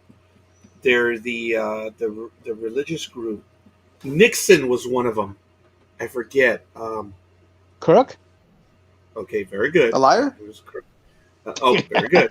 No. When it came Quakers, there's a significant Quaker influence in Orange County, so I don't know if we would see a sports book in Anaheim per se. LA, here's the thing: in San Diego, Anaheim, and Los Angeles counties, there are significant Indian reservations just hours away. So I could see sport books as extensions of casinos. Casinos are already here. But in the areas where they're Quaker, I would be a bit surprised if it's right away. It might be later on down the road. I could see California getting sports books. I don't know, Big Dog, do you? Probably. I mean, a lot of the ones that are already here have sports books in them, where it's not to the extent of the Vegas ones. Oh, I'm sorry. You mean the casinos, right? Yes, the ones that yeah, they do have. Yeah, like Morongo has it, and I think Aguascalientes has the sports book. So the casinos that are already here, I believe, already have sports books already in them. So I wonder if San Manuel, and I was there yesterday, so I don't know if I wasn't looking for sports book. We were looking to eat. So I was with my classmate, and my daughter. We went to San Manuel. The construction is not done, but wow, they've really And what did added you to it. have? I had a chicken burrito. Spicy? No, Did you add chili to it? no, Okay. big dog. In the scheme of Yes. things, the chili's not what does me in. It does affect me, chili, and I just choose not to have it. But it's the seeds in tomatoes, jalapenos, and stuff, so I just can't have that stuff. And uh, beef. It's about not being able to do that stuff. At the Chingon Chicken Oh, by, that's right. Yeah, that's right. Yeah. yeah, we went there. It's good food, man. It's a big burrito. I was full almost all day. So it's a George Lopez has a good kitchen. Yes. Oh, it's delicious. There's always a line there. And then where I took pictures yesterday was in the far corner of the bar, which is, I didn't know he owned the bar as well. Duh. Patty told me that, but I'd forgotten. And her brother performs there on Fridays. And I told my classmate that. So next time we come over to catch him there, we may do something live from the George Lopez bar. Uh, that might be Patty's debut. That may be when we go see her brother perform right there. Patty, what is his band, if you don't mind sharing? We would love to know. So That's an interesting name for a band. It is. no, she's talking about El Chingon, the restaurant. Their tortillas Yeah, are handmade. I know. We're just being stupid right now. And funny, You're Almighty was you, playing along too. you're so literal. Patty, we've done some funny and stupid things being a bit inebriated. So I don't drink. And Patty plays a little saint about knowing that I don't drink. But when we went to celebrate her brother's birthday, my cousin, it was really cool. And I noticed that they served a drink, and I saw it. It was a bit colorful. And I made a comment of what is that, and Patty told me what it was. And What I was was it? like, sounds good. I don't remember. Patty will. What color was it? I don't remember. Because once you have 2 or 3 drinks, it's gone. But I have to give it to Patty, and I thank her immensely. I am notorious for having an MGD, which I can nurse for 2, 3, 4 hours. You don't drink. I've only seen you drunk. I don't know, Patty. I wasn't going to drive because my sister and I went that day. But I had a drink, my first one, and before I even finished it, Patty was like, hey, gotta get another one. I already had another one. And then another one. I think I had 3 drinks that night. So it was kind of cool. She says, I've only seen you drunk. So is she saying that I take a sip and I get drunk? Is that what it is? Pretty much. You were that way when we went to Fridays. Ostia, flamenco salsa oldies. Wow. So I believe the band is Ostia. So Nice. when I rented the car from Enterprise last week, the driver, and he's now a follower on NDB Media, so I have to check it out. He is in a band, a well-known band in the West. I didn't know this. And I talked about doing my programs at the very end. He's like, really? Hey, well, I'm part of this and this. And I looked him up like, holy crap! I knew who it was, and I met him. He was a very nice guy. So he's going to be reaching out to us very soon, and I think we're going to have him on NDB Media. So looking forward to that. I don't want to announce it right now, the name. I don't want to embarrass anyone, but once we get the commitment, we'll have him in. But we are all over the place. We're now in our 4th hour here on Sports Talk with the Guys, home of the Monday Morning Quarterbacks on Saturday. Dream was on with us earlier. Almighty and Big Dog. Glad he's here with us. And, of course, Patty and Gridiron Grill. So we got another like. We're up to, Joshua Dalton, Nick Valente. Thank you. Lots of good stuff. So, all right. Patty says, oh, my God, I can't remember the name of the drink. It's poured in a copper mug, and it contains ginger beer. Oh, you got a vodka, mule. and Get a triple mule. sec. Okay. Get a mule. All I know is it looked good, and she immediately got. I had just commented, I said, that really looks good. I don't think it took 3 minutes, and she purchased a drink, and she purchased a second round for me, which was. I don't drink. I've always been the designated driver, folks. So by habit, I just don't drink. And here we go. The Moscow Mule. Yeah, I think that's the Moscow mule. There's different variations of the mule. The one common thread is that it's in a copper mug. The copper, the metallic does something to it, to the taste. It was a damn good drink. Don't get me wrong. I really did enjoy it. But I nursed it because we were there for like 4 hours, and I only had 3 drinks. So it was fun. Patty, I appreciate the invite for your brother's birthday. We look forward to going back there in September and on a Friday. So maybe you will be live that day. But I swear to God, I'll do the program before you're inebriated. That's no fun. Done. When she's inebriated, she'll be on as well. Patty's funny. So it's good stuff. All right. Well, we are in our 4th hour here. Let's see. What else do you guys want to talk about? Well, there's a lot going on in baseball right now. Of course, Mookie Betts is out right now. He's on the DL. He has a hip problem, and he got a injection for a bone spur in his hip. So he is trying not to have surgery, and the Dodgers are doing everything they can not to have him have surgery. And of course, he's getting paid big money, so they want him on the field as much as possible. But going down the 5 freeway to the other big name, Mr. Rendon, of course, has been knocked out for the season. He is out, and looks like they are looking. No. He also has a hip problem, except this one is more serious, as they are looking towards hip surgery. They're trying to put it off at least till the end of the season. They're trying to see if he can get some sort of playing time in, but it doesn't look like it. Looks like he's going to be shut down for the rest of the season, and he's looking into the surgery as a big picture type of thing rather than dealing with it as an ongoing thing for the next couple of years. Just go in during the off season and take care of it and be done with it. So, of course, Rendon and, of course, Mike Trout still is not back yet. And now there are rumors that they're going to shut Trout down for the rest of the season. But the Angels have denied that. Trout has only played just a handful of games this year. And he was pretty much an iron horse before that.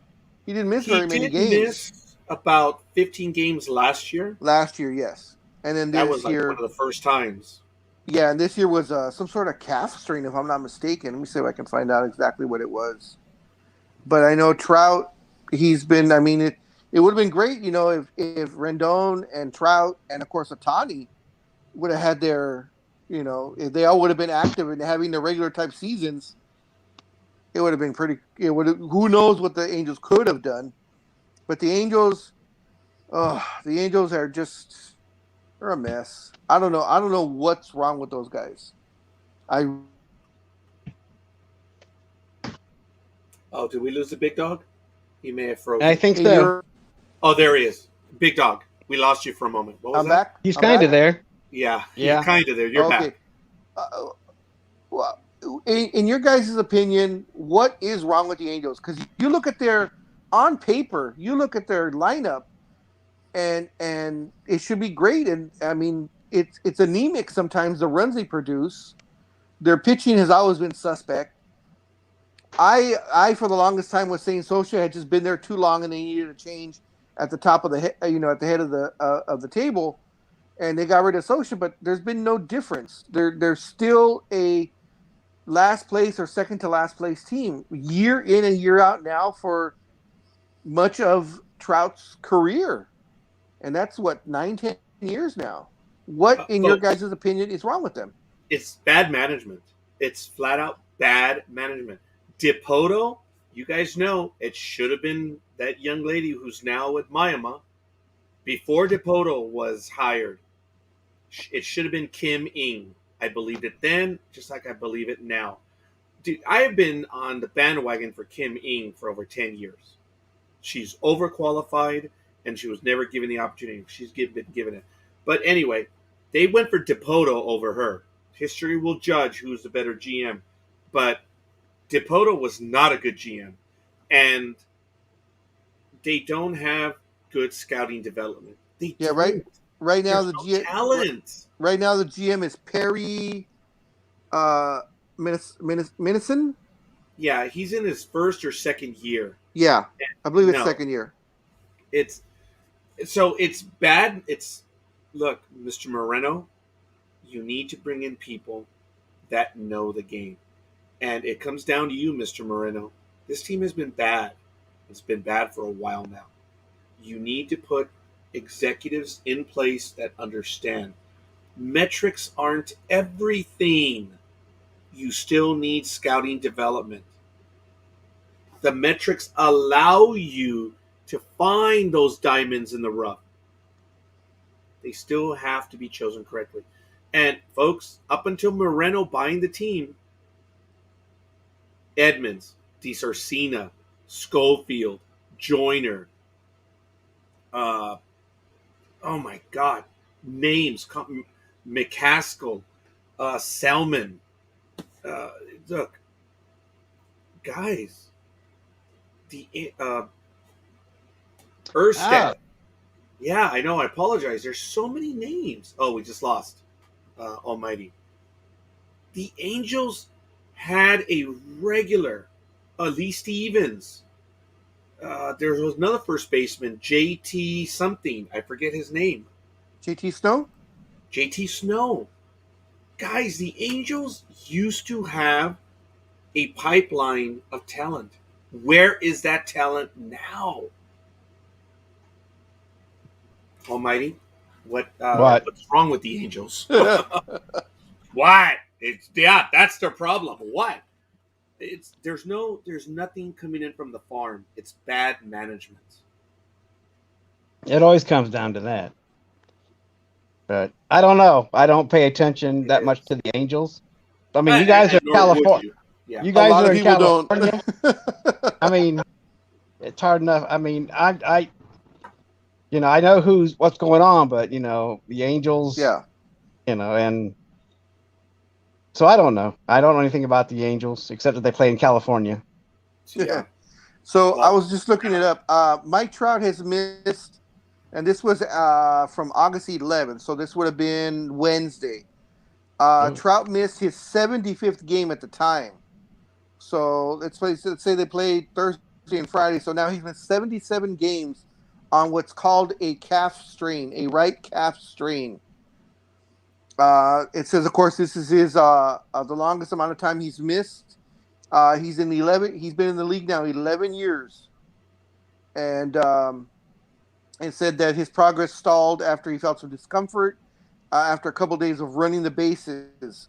This was about 2 or 3 weeks ago, and he still is listed day to day. So, and of course, Trout just turned 30.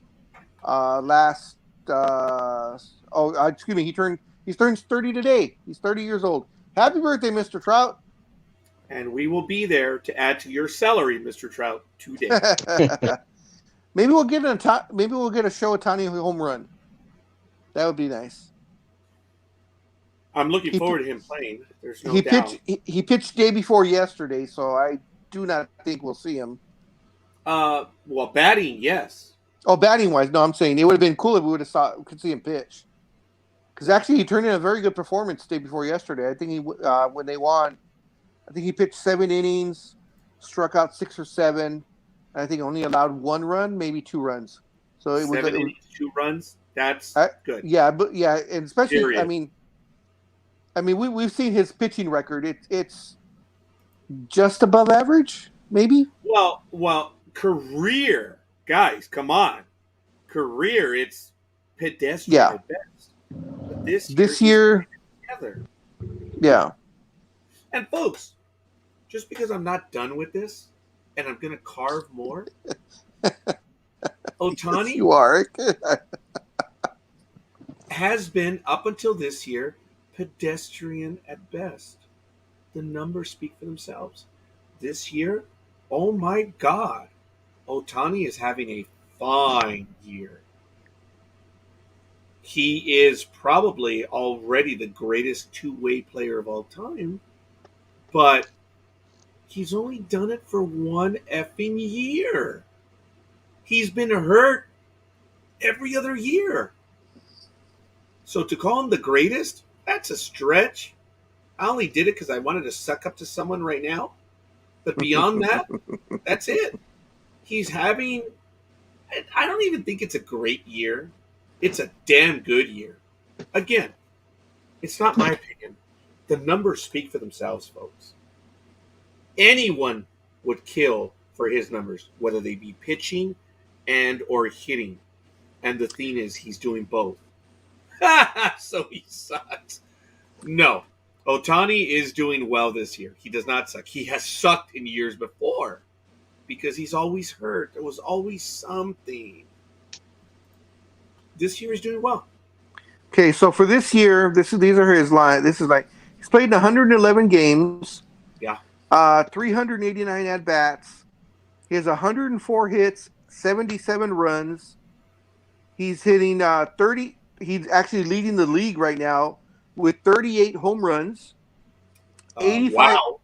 85 RBIs on the 38 home runs. So folks, think about. Sorry, Big Dog. Hold on. Think about when we were talking about the hapless Harper watch. It was a 2-to-1 ratio on homers or RBIs. Now, what is Ohtani? Batting in the one spot. It's almost a 1-to-3 ratio, isn't it? Yeah. Yeah, homers to RBIs. That's good. Sorry, let's see. He's walked 55 times, struck out 137 times. His batting average is 267. His on-base percentage is 362. His slugging percentage is 650. Good. 650? Come on. It's way over 500. You're going to like this one. His OPS is 1.012. Oh, yeah. Folks. That's 100. If you can get 100 in baseball, that's impressive. Yep. So, and that's, of course, I don't have his pitching right now, but that is his offensive. So you're saying he pitched on Thursday, right? I believe so, yes. I believe it was Thursday. Yeah, Ohtani. Folks, his ERA is below 3. 3 is good. From 3 to 350 is good. Even 360, I will give you that one. But when it starts getting to 370, 380, it's closer to 4, guys. It's not good. So he is now past good in pitching and entered very good. If you can have an ERA between 2 and 3, oh my God, he's at 293. That's what I call damn good. And if he can get below 2.5, that is very good. Okay, yeah. So he has his record is 7-1. As you said, his ERA is 2.93. He let's see, he's pitched 92 innings, giving up 61 hits, 32 runs, 30 of the 32 are earned. He's only given up 7 home runs. He's walked 39 and has 112 strikeouts. His whip is 1.09. Is that good? Yes. A starter should be 1.2 or less. If you can get to 1.1 and 1.2 between there, dude, you're going to win a lot of games. And he's now at 1.09. He's approaching a magical 1.0. And what is whip? Whip is walks and hits divided by number of 9 innings. So think about that, folks. It's 1.09. He's basically allowing 1 runner per 9 innings by a hit or a walk. That's impressive. His strikeout to walks ratio, and you'll tell me if this is good or not. Strikeouts to walks is 2.87. Yes. A winning pitcher is 2-1. Okay, so he's above that. He's almost 3-1. And my coach told me when I struck out the very first 2 batters I faced in my professional debut as a freshman at Pasadena Poly, the park is still there. The field is still there where I made my professional debut. And I struck out the very first 2 batters. As a matter of fact, I told this to Big Dog. I was so intent on pitching that when I threw the pitch and I saw the batter walking away, I'm like, where the hell's he going? And then Anthony Selva, my classmate, said, you struck him out. It's like he was reading my mind. And my whole thing was, that was damn easy. And then I struck out the next guy. And then I walked the third one, and then the next guy grounded out. I came in, and my coach said, a winning pitcher will have a 2-1 strikeout ratio. And that was the only time in my career I was 2-1. The only time. I did not strike out a lot of people, folks. I threw for control. I threw for innings. I was an innings eater. That's what I did. And I was proud of that. But I never had the speed. Go ahead, Big Dog. No. Go ahead and finish your story, and then I want to ask you something about Ohtani. I think I ended it right there because, look, okay. That's all I had. But you look at Ohtani in today's day and age, folks, that 2.93 ERA is favorable to other players. But let's consider. Now, he's 11-4 with the career 3.47. Okay. He's average career-wise. But he's having a monster year pitching. So prior to this year, he sucked. Thank you, Patty. And that's what. Actually, I rarely did bat. I did 4 years of high school. I bat once and I walked. That was it. I was a reserve infielder and I pitched in high school. I rarely ever got a chance to bat. I walked my one time. That was it. In 4 years of high school, I walked once. So I have an infinity on base percentage. Toma. I'm sorry. So, you still there? Excuse me. Yeah. We're... So, go ahead, Almighty. Well, since we're talking about Bauer, this just came in. It looks like he had an incident in 2020. Oh, okay.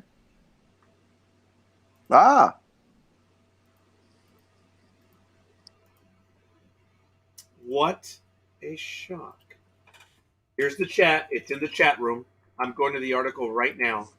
A woman sought a protective order against Bauer in 2020 after alleged incident. But the police records are expunged.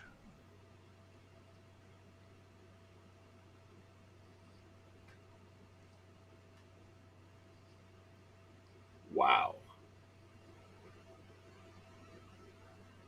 An Ohio woman sought a protective order against Bauer after reportedly receiving repeated threats from the pitcher. Oh my God. Does this have to do? Look, over the last 2-3 years, Big Dog knows my opinion of Bauer prior to him. And my opinion, remember, Big Dog, was shut the hell up, you ignorant punk. Yeah. You don't know what's going on. You're a pitcher. Shut up and pitch.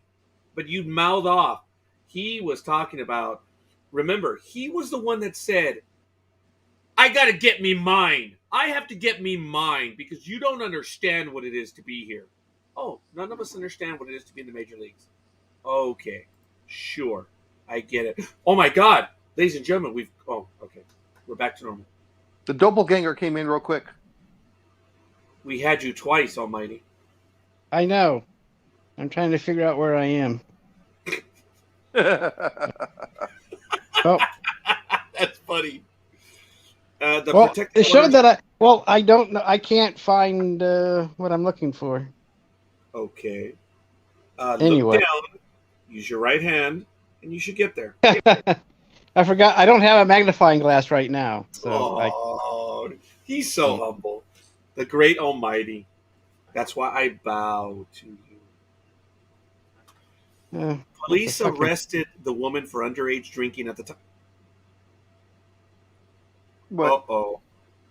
Police arrested the woman for underage drinking at the time. That just means she was 20 years or younger. She could have been 20.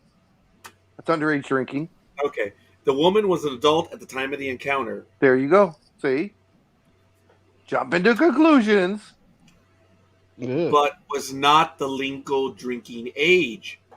Oh, I did not jump to conclusions. Yes, you did, because you're thinking under 18. Yes. They said she was an adult, and in the U.S., being an adult is 18 or over. So she was an adult. So if there was any sex involved, it's not, with the minor. That's okay. So there are text messages there, folks, and I think we're going to see them. But here's the interesting thing: no one knew about this. The girl did not go to the press, did not go to the media. She went to the cops and got the protective order. Wow. Well, did she get a protective order, or because I didn't click on it, I was just going by the headline. Okay, prior to the encounter, Bauer was reportedly involved in another incident similar that led a different woman to seek a protective order against Bauer in 2020. Okay. An Ohio woman sought a protective order against Bauer after reportedly receiving repeated threats from the pitcher. Okay. The 2020 protective order stems from yes, there was a protective order issued. The protective order stems from an encounter the woman had with Bauer in 2017 when he pitched for Cleveland. A police report was filed after the woman showed pictures of her red eyes to police, claiming Bauer was responsible. And police arrested the woman for underage drinking at the time. The woman was an adult at the time of the encounter, but was not the legal drinking age. It's unclear whether police investigated the woman's allegations following the 2017 encounter. The woman also claimed that Bauer caused bruises on the woman's face and blood in her eye after reportedly choking and punching her during sex without consent in 2018. Oh, yeah, that's the new one, yeah. Or is that too? Oh, okay. Never mind. I'm sorry. I lost you for a second, so I came back in the middle of this. It happened in 2017. Okay. And in 2020, apparently she was still being threatened by him. That's why the protective order stems from 2020, going back to 2017 when he was with Cleveland. And 2018. 2018. And the Post obtained copies of Bauer allegedly regarding the message sent to the woman, which her lawyer said prompted her to seek an order of protection. I don't feel like spending time in jail for killing someone, reads one, and that's what would happen if I saw you again. Wow. Let me read that again. The Post also obtained copies of messages Bauer allegedly sent this woman, which her lawyers said prompted her to seek an order of protection. Quote, I don't feel like spending time in jail for killing someone, reads one. And that's what would happen if I saw you again.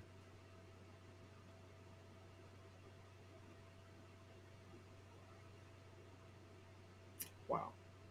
So the Major League Baseball investigators reportedly sought information from the 2017 encounter, but their police report was expunged, according to the Post. Now the question is, why was it expunged? Because she was probably underage at the time. But there's a lot of reasons why you can request for it to be expunged. Yeah, no, I understand. No, they just said that she was not underage. She was underage for drinking, but not underage itself. Because if you would have had sex with an underage girl, then it would be sex with a minor. That doesn't get expunged. So it is a threat, Patty. Is he still on the team? Yes, he's being paid too. He's on administrative leave. So now, in the statement to the Post, Bauer's lawyer and agent called the allegations against Bauer categorically false. Bauer released a statement Saturday claiming the Washington Post ran a salacious story full of false information. So here we go. This is Bauer at Bauer Outage. While I have allowed my representatives to speak on my behalf over the last 6 weeks, I can no longer be silent. I will speak very candidly about the current petition when appropriate, but need to address the allegations made today in the Washington Post. So, Bauer attempted to discredit the Ohio woman's story, saying the woman is trying to extort Bauer for money.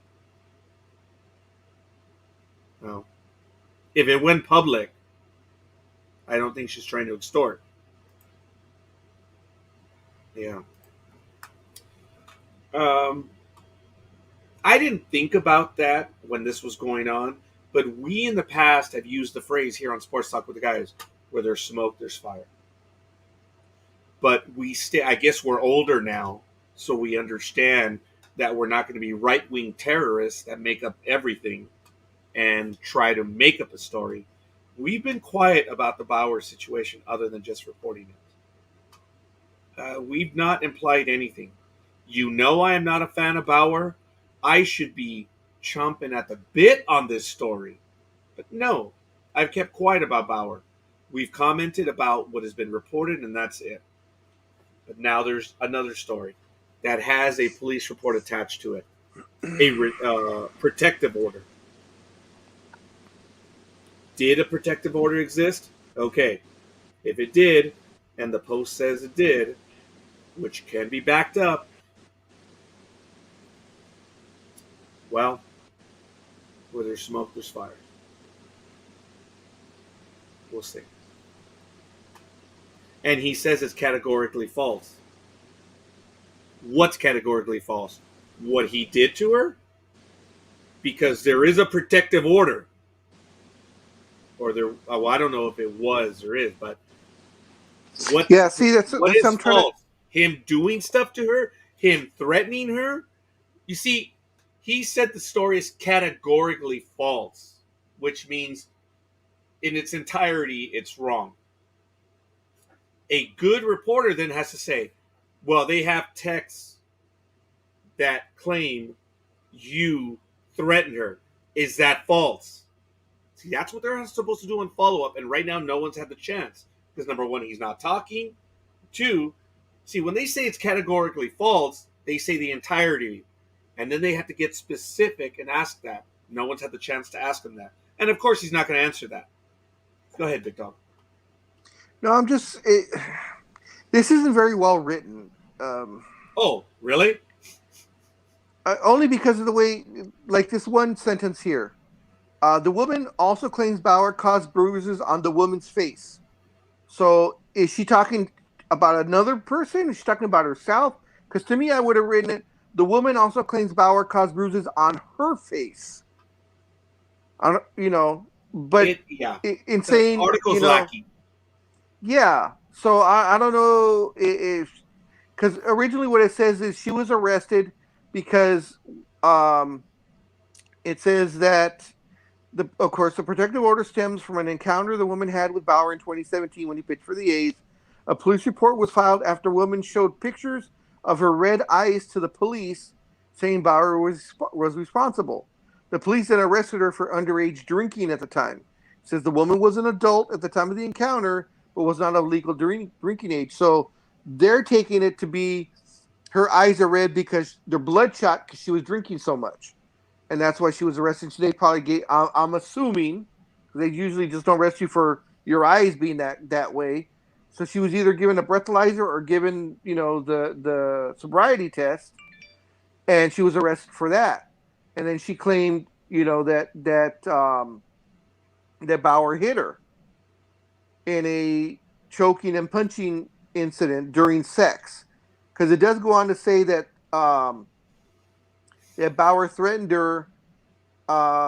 It says she sought the order after reportedly receiving texts from Bauer, including allegedly telling the woman that he would send a video of the two of them having sex to members of her family. So it doesn't actually say that there was a protective order. It's just that she sought the order. So I'm thinking that could be why it was expunged. And of course, this is just myself, conjecture on my part, that it was expunged because there was no protective order given. So, Okay, I suppose there is difficulty in the article, but it says that she sought the order in 2020 for the continued threats by him. So the protective order goes back to 2020. Okay, so we just need to make that clear. from the As for the article, from their 2017 encounter. no, it says that she was being threatened by him. Yes, being threatened by him because of their 2017 encounter where they had sex where he's telling Okay, her, fine, big dog. But allegedly, he don't threatened get her in mad. 2020. I'm not getting mad. I understand that. I understand that And he threatened her that's into that he's been continually threatening her for the last 3 years from 17 to 20. I I understand don't. that part. It says that he Well, continually threatened her throughout this time. it says the 2020 protective order stems from an encounter that she had in 2017. And then it goes on to say that the text messages in which Bauer reportedly said he would go to jail for murder if he met up with the woman again. And Yeah. it says the woman sought the order after reported receiving threats from Bauer, including Bauer allegedly telling the woman he would send the video to the family members. And it says the Major League Baseball investigators reportedly sought information from the 2017 encounter, but the police report was expunged. So I'm assuming the threats in 2020 didn't just happen. I mean, it backtracks to their encounter in 2017, or maybe any other encounters that they had since then. But it seems that was what the report was from about her having the red eyes was from 2017. And in 2020, she sought the protective order from the continued threats. Yes. So I'm assuming the threats were in 2020. This just broke. Thank you, Almighty, and he bailed. Good for him. And we'll see. So that's yet another issue for him. But he categorically denies it. Of course. At which point, someone needs to ask him. Well, they have texts saying this and this and this. Is that true or not? So they haven't had a chance. We'll see. We'll see. Pasadena police is really taking their time on this one. Yeah, they want to make sure they don't get it wrong. Yeah. Right now, there's another article which I posted in the chat room. Apparently, Claremont McKenna, just right over here, reported a study done by Major League Baseball umps over the last 13 years. And it states Major League Baseball umpires show discrimination against non-white players, according to a new study. But it says that while the majority of umpires are white, there is a corollary. It's not inverse, but there's a corollary. That the non-white umpires showed the same attitude. So, in other words, non-white gave friendlier calls to non-white players, whereas the white umpires gave friendlier calls to the white players. So, there's a new study which suggests Major League Baseball umpires discriminate. It should have been discriminate. This is, and forgive me for saying, because we're using white and non-white, it says discriminate against non-white players. No. The study made very clear that depending on who the umpire is, favorable calls went that way. Yeah, but that won't get as many clicks on it unless you word it the way you read it the first time, and that's what causes everybody to click on it. Hey, Patty. Thank you. Bye, Patty. Okay, Saturday. Hasta la Be próxima. safe. Yeah, which is the next one. Arthur also pointed out that 90% of Major League Baseball umpires were white over the period in which the study was conducted. While white umpires gave more favorable calls to white players, that was also the case with Latino umps. Snowden's study found that Latino umpires also show bias toward non-white players. And then it talks about the call for the robo umpires. They're saying that the right technology could cut down on racial biases that currently exist in umpiring.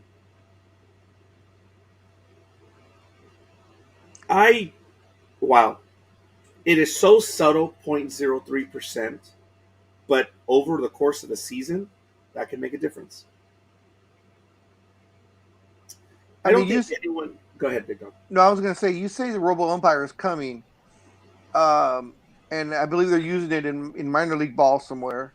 But in the Northeast. Yeah, I mean, if it comes to pass, it comes to pass. Pitchers will not like it whatsoever, and neither will the player. It'd be interesting to see if, and I'm pretty sure it'd probably be, of course, put into the algorithm of it, because as we all know, the players are different heights, and some crouch, a la Pete Rose back in the day, to get a smaller strike zone because he was crouching so much. You know, I'm pretty sure all that it will be configured into the robot. But all these pitchers that make their bread and butter on fringe pitches, they're not going to like this robot. May I comment about the Pete Rose thing real quick? Sure. I'm not a fan of Pete Rose. But I will give it to Pete Rose. Compared to Ricky Henderson, remember, the gripe on Ricky Henderson was he crouched, but he came out of his stance to hit often if the pitch was higher. I don't recall Pete Rose doing that or being known for that. Yeah. Again, I will hand it to Pete Rose. He stayed that way to create a tighter zone. Ricky Henderson came out of his crouch regularly. So what I see happening, Big Dog, it'll be in the uniform. This is about where the upper part of the strike zone is, which they call the letters. And they're going to have like little reflectors, incandescent, whatever, something that we cannot see, an infrared thing. And the last adjustment to the strike zone was right above the knees. So they're going to have that there. We won't be able to see it because it would distract, but they can color that in on the uniforms. And like the pants and the jersey will be colored in with that fluorescence that the cameras can pick up, which we don't pick up and we won't see. It's relatively easy for them to do, though, and that's the way the robo umpire will work. What Major League Baseball is having trouble with is the same problem that you and I have, Big Dog. It's called internet connection, reliability, and lots of other things. So while baseball works out those kinks, they have put off using the robo ump because I read somewhere what the reliability of the system is, and it's not 95%. Meaning you still have to have an umpire back there just in case. Oh, and on a sub story to this story, this was just the other day about this RoboCop thing, the Robo pitch. The Astros are already getting their techs on it to try and break the code so they can manipulate the strike zone.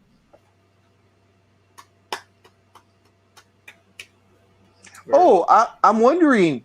I wonder if they will be selling inflatable trash cans at the Angels game. Because I noticed the other day, I can't remember, the Astros played the Dodgers just a week or two ago, correct? Or just last week or something, them recently. Right? I don't recall when. Yes.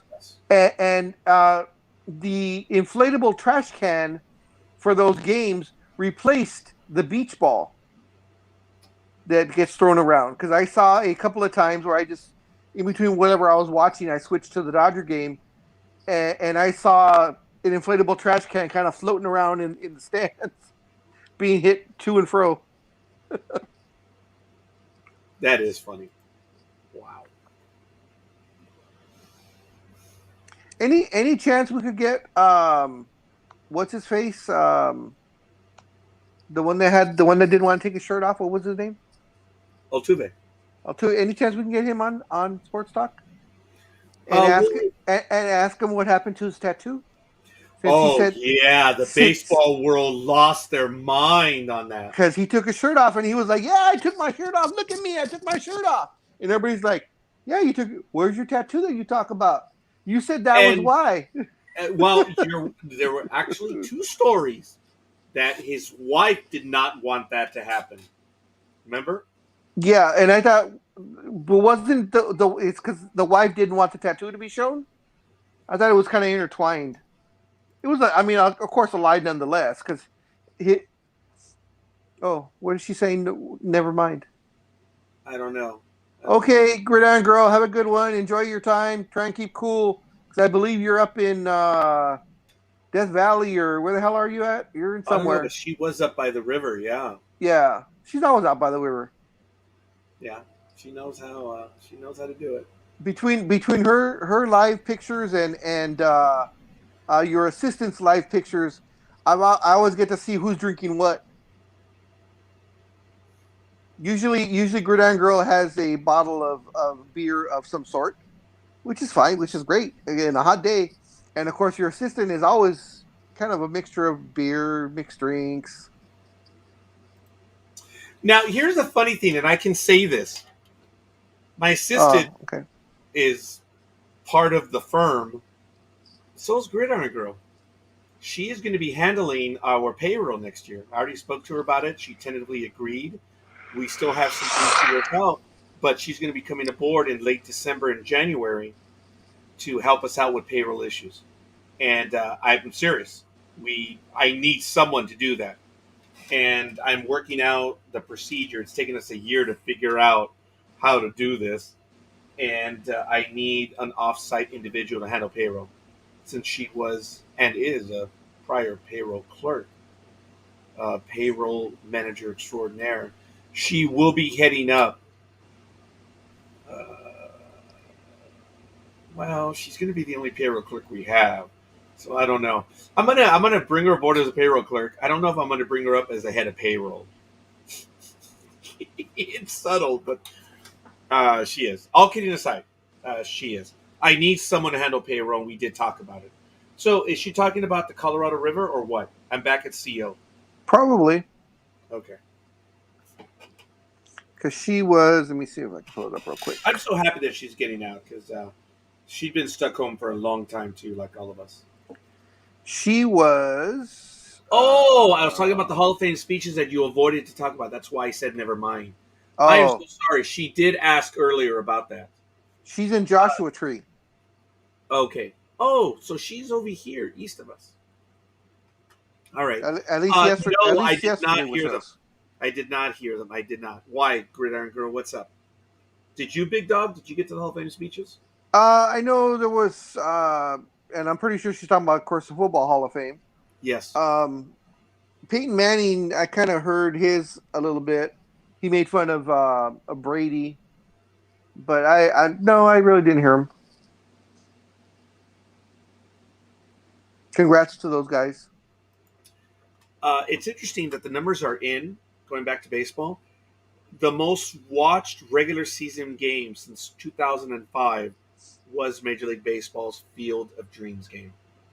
Oh, yeah. In fact, I'm glad you brought that up because I did want to talk about that. I did talk about it earlier. Sorry, Big Dog. Oh, before I came on? Yeah, sorry. Oh, but okay, it was brief. I talked about the game, but go ahead, please. It was great. As for those who know or don't know, this field was built right next to the original Field of Dreams that was where the movie was filmed at. This is a regulation style baseball field.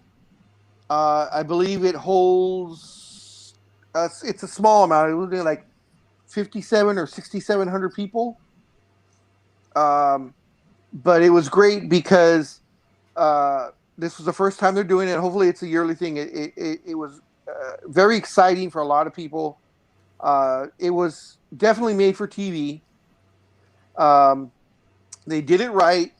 as Kevin Costner came out of the cornfields and did a couple of his iconic scenes. And what was even better, and I love the way the cameramen were behind Judge, and I can't remember which one of the White Sox the other cameraman was, but the players came out of the cornfield, just like the movie, and they all came out, to their introductions, and I thought it was very well done. The game was great. It was exactly what everybody came for. It was a home run derby. There were 8 home runs hit in the game, 2 by Aaron Judge, and the Yankees went in with I think it was a 2-run lead going into the 9th inning, or a 1-run lead. Excuse me, a 1-run lead going into the 9th inning, and And blew it. with 1 out in the bottom of the 9th. I can't remember the player that hit it. He hit a 2-run shot. I believe it was over right center into the cornfield, and for the game winner. So it was a great game all the way around. People enjoyed it. I guess it was of course the baseball park itself, and then it was the cornfield, and then behind the cornfield is where all the cars parked. So when with there being 8 home runs hit, people were kind of like in McCovey Field, with the Giants, or in Wrigley Field, where you just wait in the streets. People were waiting, and when they saw where a ball hit in the cornfield, the fans ran into the cornfield to try and find the ball. So it was nice. It was great. Made for great television, and I do not believe this will be a one-time thing. I don't think no, baseball. I did comment about that. It's already been announced. Okay. And there will be next year. Question though, I see why the Yankees were there, because they were one of the oldest franchises. Is that why the White Sox were there, because they're also one of the oldest, or is that just the way it felt? Because I would have, for something like this, I would have done either Yankees Red Sox, because that's also one of the oldest franchises, or I would have done rivalry, and I would have done Yankees Dodgers. It was scheduling. It came down to scheduling. Well, I know, but you and I know. I mean, if they know this is gonna come ahead of time, they could have fit the schedule however the hell they wanted to do it. Right. So who would you have had? My question is, who would you have had if you could choose the 2 teams to play? Believe it or not. Okay. I would have gone with the Reds. Okay. And I would have to see who it would be. The Reds being the oldest continuous organization. Okay. And it might have been the Red Sox. It might have been even the Cubs, because they're an old organization. Yeah. Okay. I would have gone with one of those. And the Dodgers and Yankees, surprisingly, don't rate. They're newer. Yeah, they're newer than the teams I mentioned. Oh, no, I know they're newer, but when you say they don't rate, I thought you meant TV. I think you meant ratings-wise, but I understand what you're saying. I'm that much of a traditionalist that I acknowledge that. No, yeah, that's why I was asking you. The Reds and possibly the Cubs. But the Cubs, they already let it slip. And they tried to backtrack it, as I talked about before you were on. Uh-huh. That when the commissioner said it was next week, Ricketts kind of blew it by saying, you never know who it might be next year from Chicago. Oh, so it's the Cubs, okay. And they immediately try to backtrack. So we think it's the Cubs. Don't know. We don't know. Yeah. But Major League Baseball schedule is out. So if we think about these dates, about where it could be, I think we got half of it. We should be able to figure it out. And also on that, the Major League season, of course, barring any COVID restrictions or cancellations or whatever, the season will start on March 31st with every team scheduled to play. Yeah, and I know you don't like that part. I know you don't like that. Didn't you like it, the fact that they only had that one or 2 games opening day? I thought it was cool because, look, I am a traditionalist where the first Monday in April. But sometimes it's as late as April 7th. and that could really screw with the baseball schedule going into October. So they've been starting on the Thursday before for some time now. Yes, and that's what exactly this is. March 31st is a Thursday. I just checked right now. I did like when they were doing Sunday night, when there was 1 or 2 games on Sunday night. But again, tradition, up until this new commissioner over the last few years, the Reds always opened up first on Yeah. Monday because they're the oldest organization. Folks, I'm not a Reds fan, but I acknowledge the older brother in the house. Of course. I mean, there's a lot to be said for being around the longest. And I was not a fan of that, but hey, I'm in tradition. What is there? Is it were they the Cincinnati Red Stockings, or what was their official? I know it's not just the Reds. It's damn good, but they've always had the Reds name in there. Yes, Very good, yes. Big Dog. Oh, I'm trying to remember. I don't think it's just the Reds. it might have been the Red Stockings as well.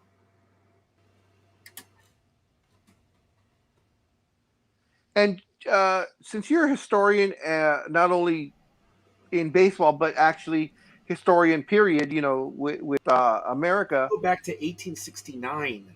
And their name was? I'll have it right now. Sorry, go on. Okay. Please. During the 40s, and when Eisenhower, was head of the FBI, and they were doing the whole Red Menace thing, was there any ever talk about the Cincinnati Reds, being called the Reds? I mean, it's true. I mean, only because now, because of the Indians and all this.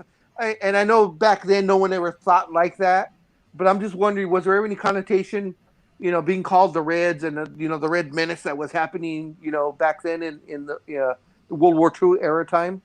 Well, it's funny, Big Dog, because that's why I call them the commies. Yeah. Today, I know. Because of that. I don't recall anything. I haven't read anything either. Okay. Just because I haven't read doesn't mean. Yeah, that's me. I'm sorry. I have. Okay. Something It I'm was keeping an eye on. so loud, Big Dog, that I was like, yeah, it's because it's resting. My phone was resting right by the speaker. That's why I was like, whoa. It's right here. I think we did. Did we get another like right now? Yes, we did. Tocayo, Roger Peacock. Thank you for joining us. None of my likes are going through. Damn it. They're probably on my personal page. That's why. I thought it was Andy. Okay, whatever. Actually, apparently the Reds are continuous since 1869, but the team that we know was founded in 1881. So, okay. The origins of modern Cincinnati Reds. I'm looking that one up right now.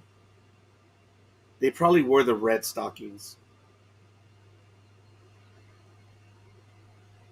The Reds became one of the charter members of the new National League. We know that.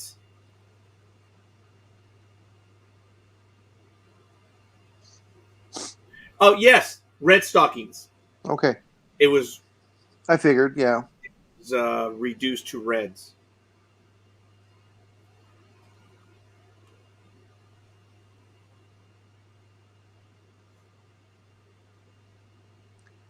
Do me a favor, Score here. Pull there up. There is nothing about the Red Scare, though. Okay, do me a favor and pull up the standings, or something, or something that gives you the entire list of all teams. So I figure the standings will be your easiest. Okay. What's up? Look at that and tell me. In fact, let me pull mine up too, real quick. Look at that and tell me what teams. And only do the older ones. We don't need the newer ones.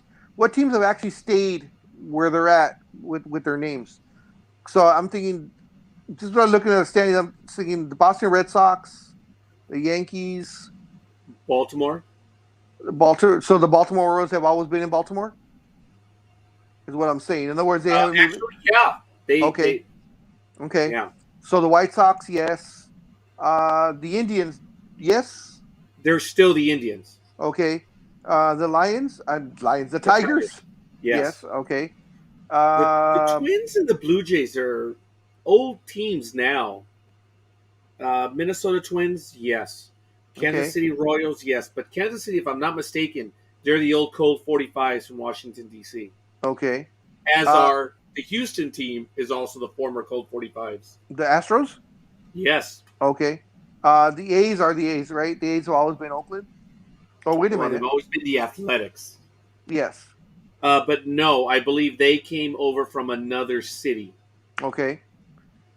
Seattle, They Angels, were. and Texas. To me, those are two new. So, Now, people claim that Milwaukee, there's an interesting history about them being the Seattle Pilots. Professionally, no, that was minor league ball. So okay. I wouldn't call it that, How about the but Phillies? it's okay. They've been around for a long time. And Okay. yes, I believe they've been the Phillies, yes. The Mets are since the early 60s, Okay. How about and the they've always Braves? been the Metropolitanos. The Now, the Braves? Boston Braves were Oh, from Boston. Milwaukee. I'm You sorry. just Oh, shit, yeah. Atlanta Braves. Yeah, so they have a little bit of history, too. They've moved around a little bit. Okay. But I believe they've been the Braves, though. Now the Washington Nationals were the Expos, correct? Yes. Okay. Miami's too new, so I don't care about them. The Brewers.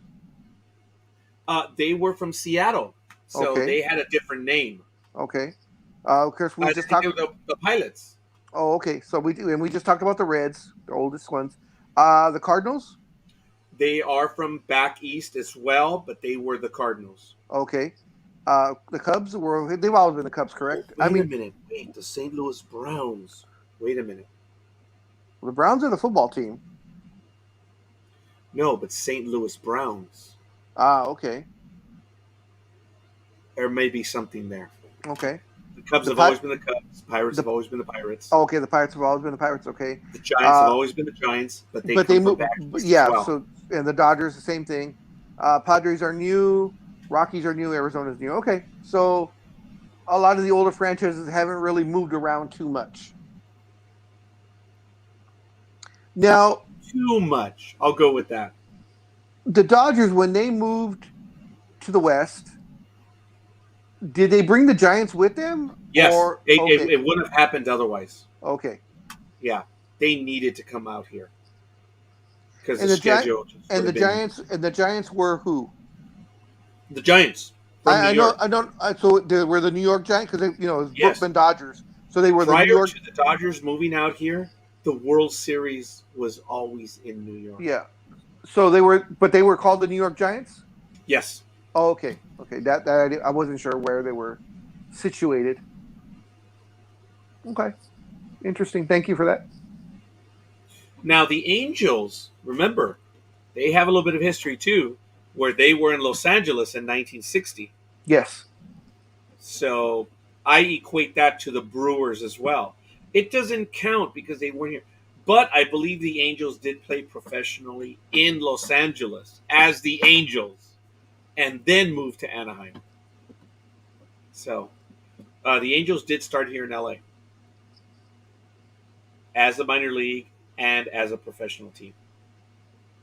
So Yep. yeah. They were the California Angels, and then they were the Anaheim Angels, Jesus, and they they were the became California Angels for the longest yes, time. and then they became the Los Angeles Angels because Artie Moreno couldn't buy the Dodgers at the time, so he decided to namesake his Angels the LA Angels. Yeah, and it's pretty much done now. Which for They're the no life longer of the Los yeah, Angeles Angels of Anaheim. They're not. which for the life of me I still can't understand why he did it, but ni modo.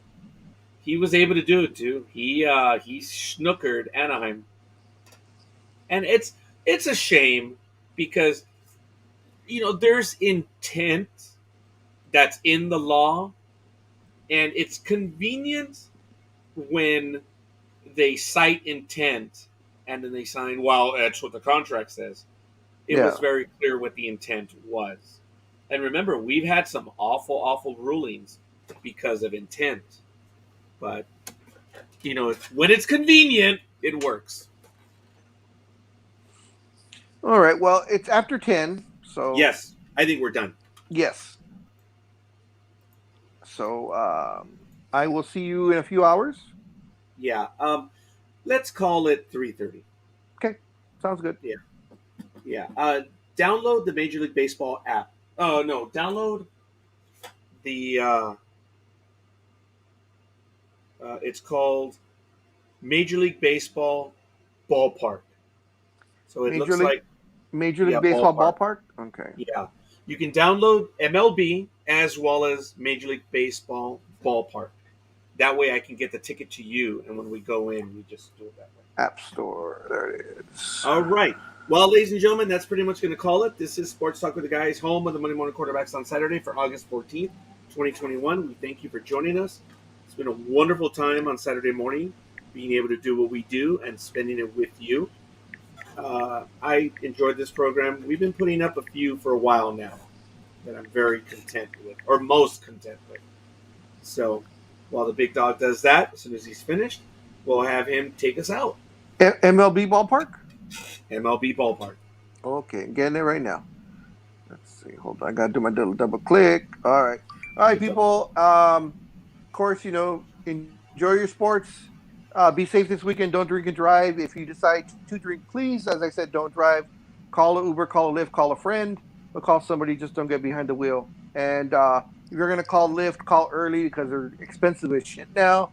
Actually lead towards Uber. I was always the other way around, but Lyft is just getting outrageous. So call somebody, but don't get behind the wheel if you drink, guys. So have a safe weekend. Ladies and gentlemen, enjoy your weekend. We'll be doing something tonight from Anaheim Stadium. So we'll do that. All right, we'll see you guys on the other side. Peace! Later.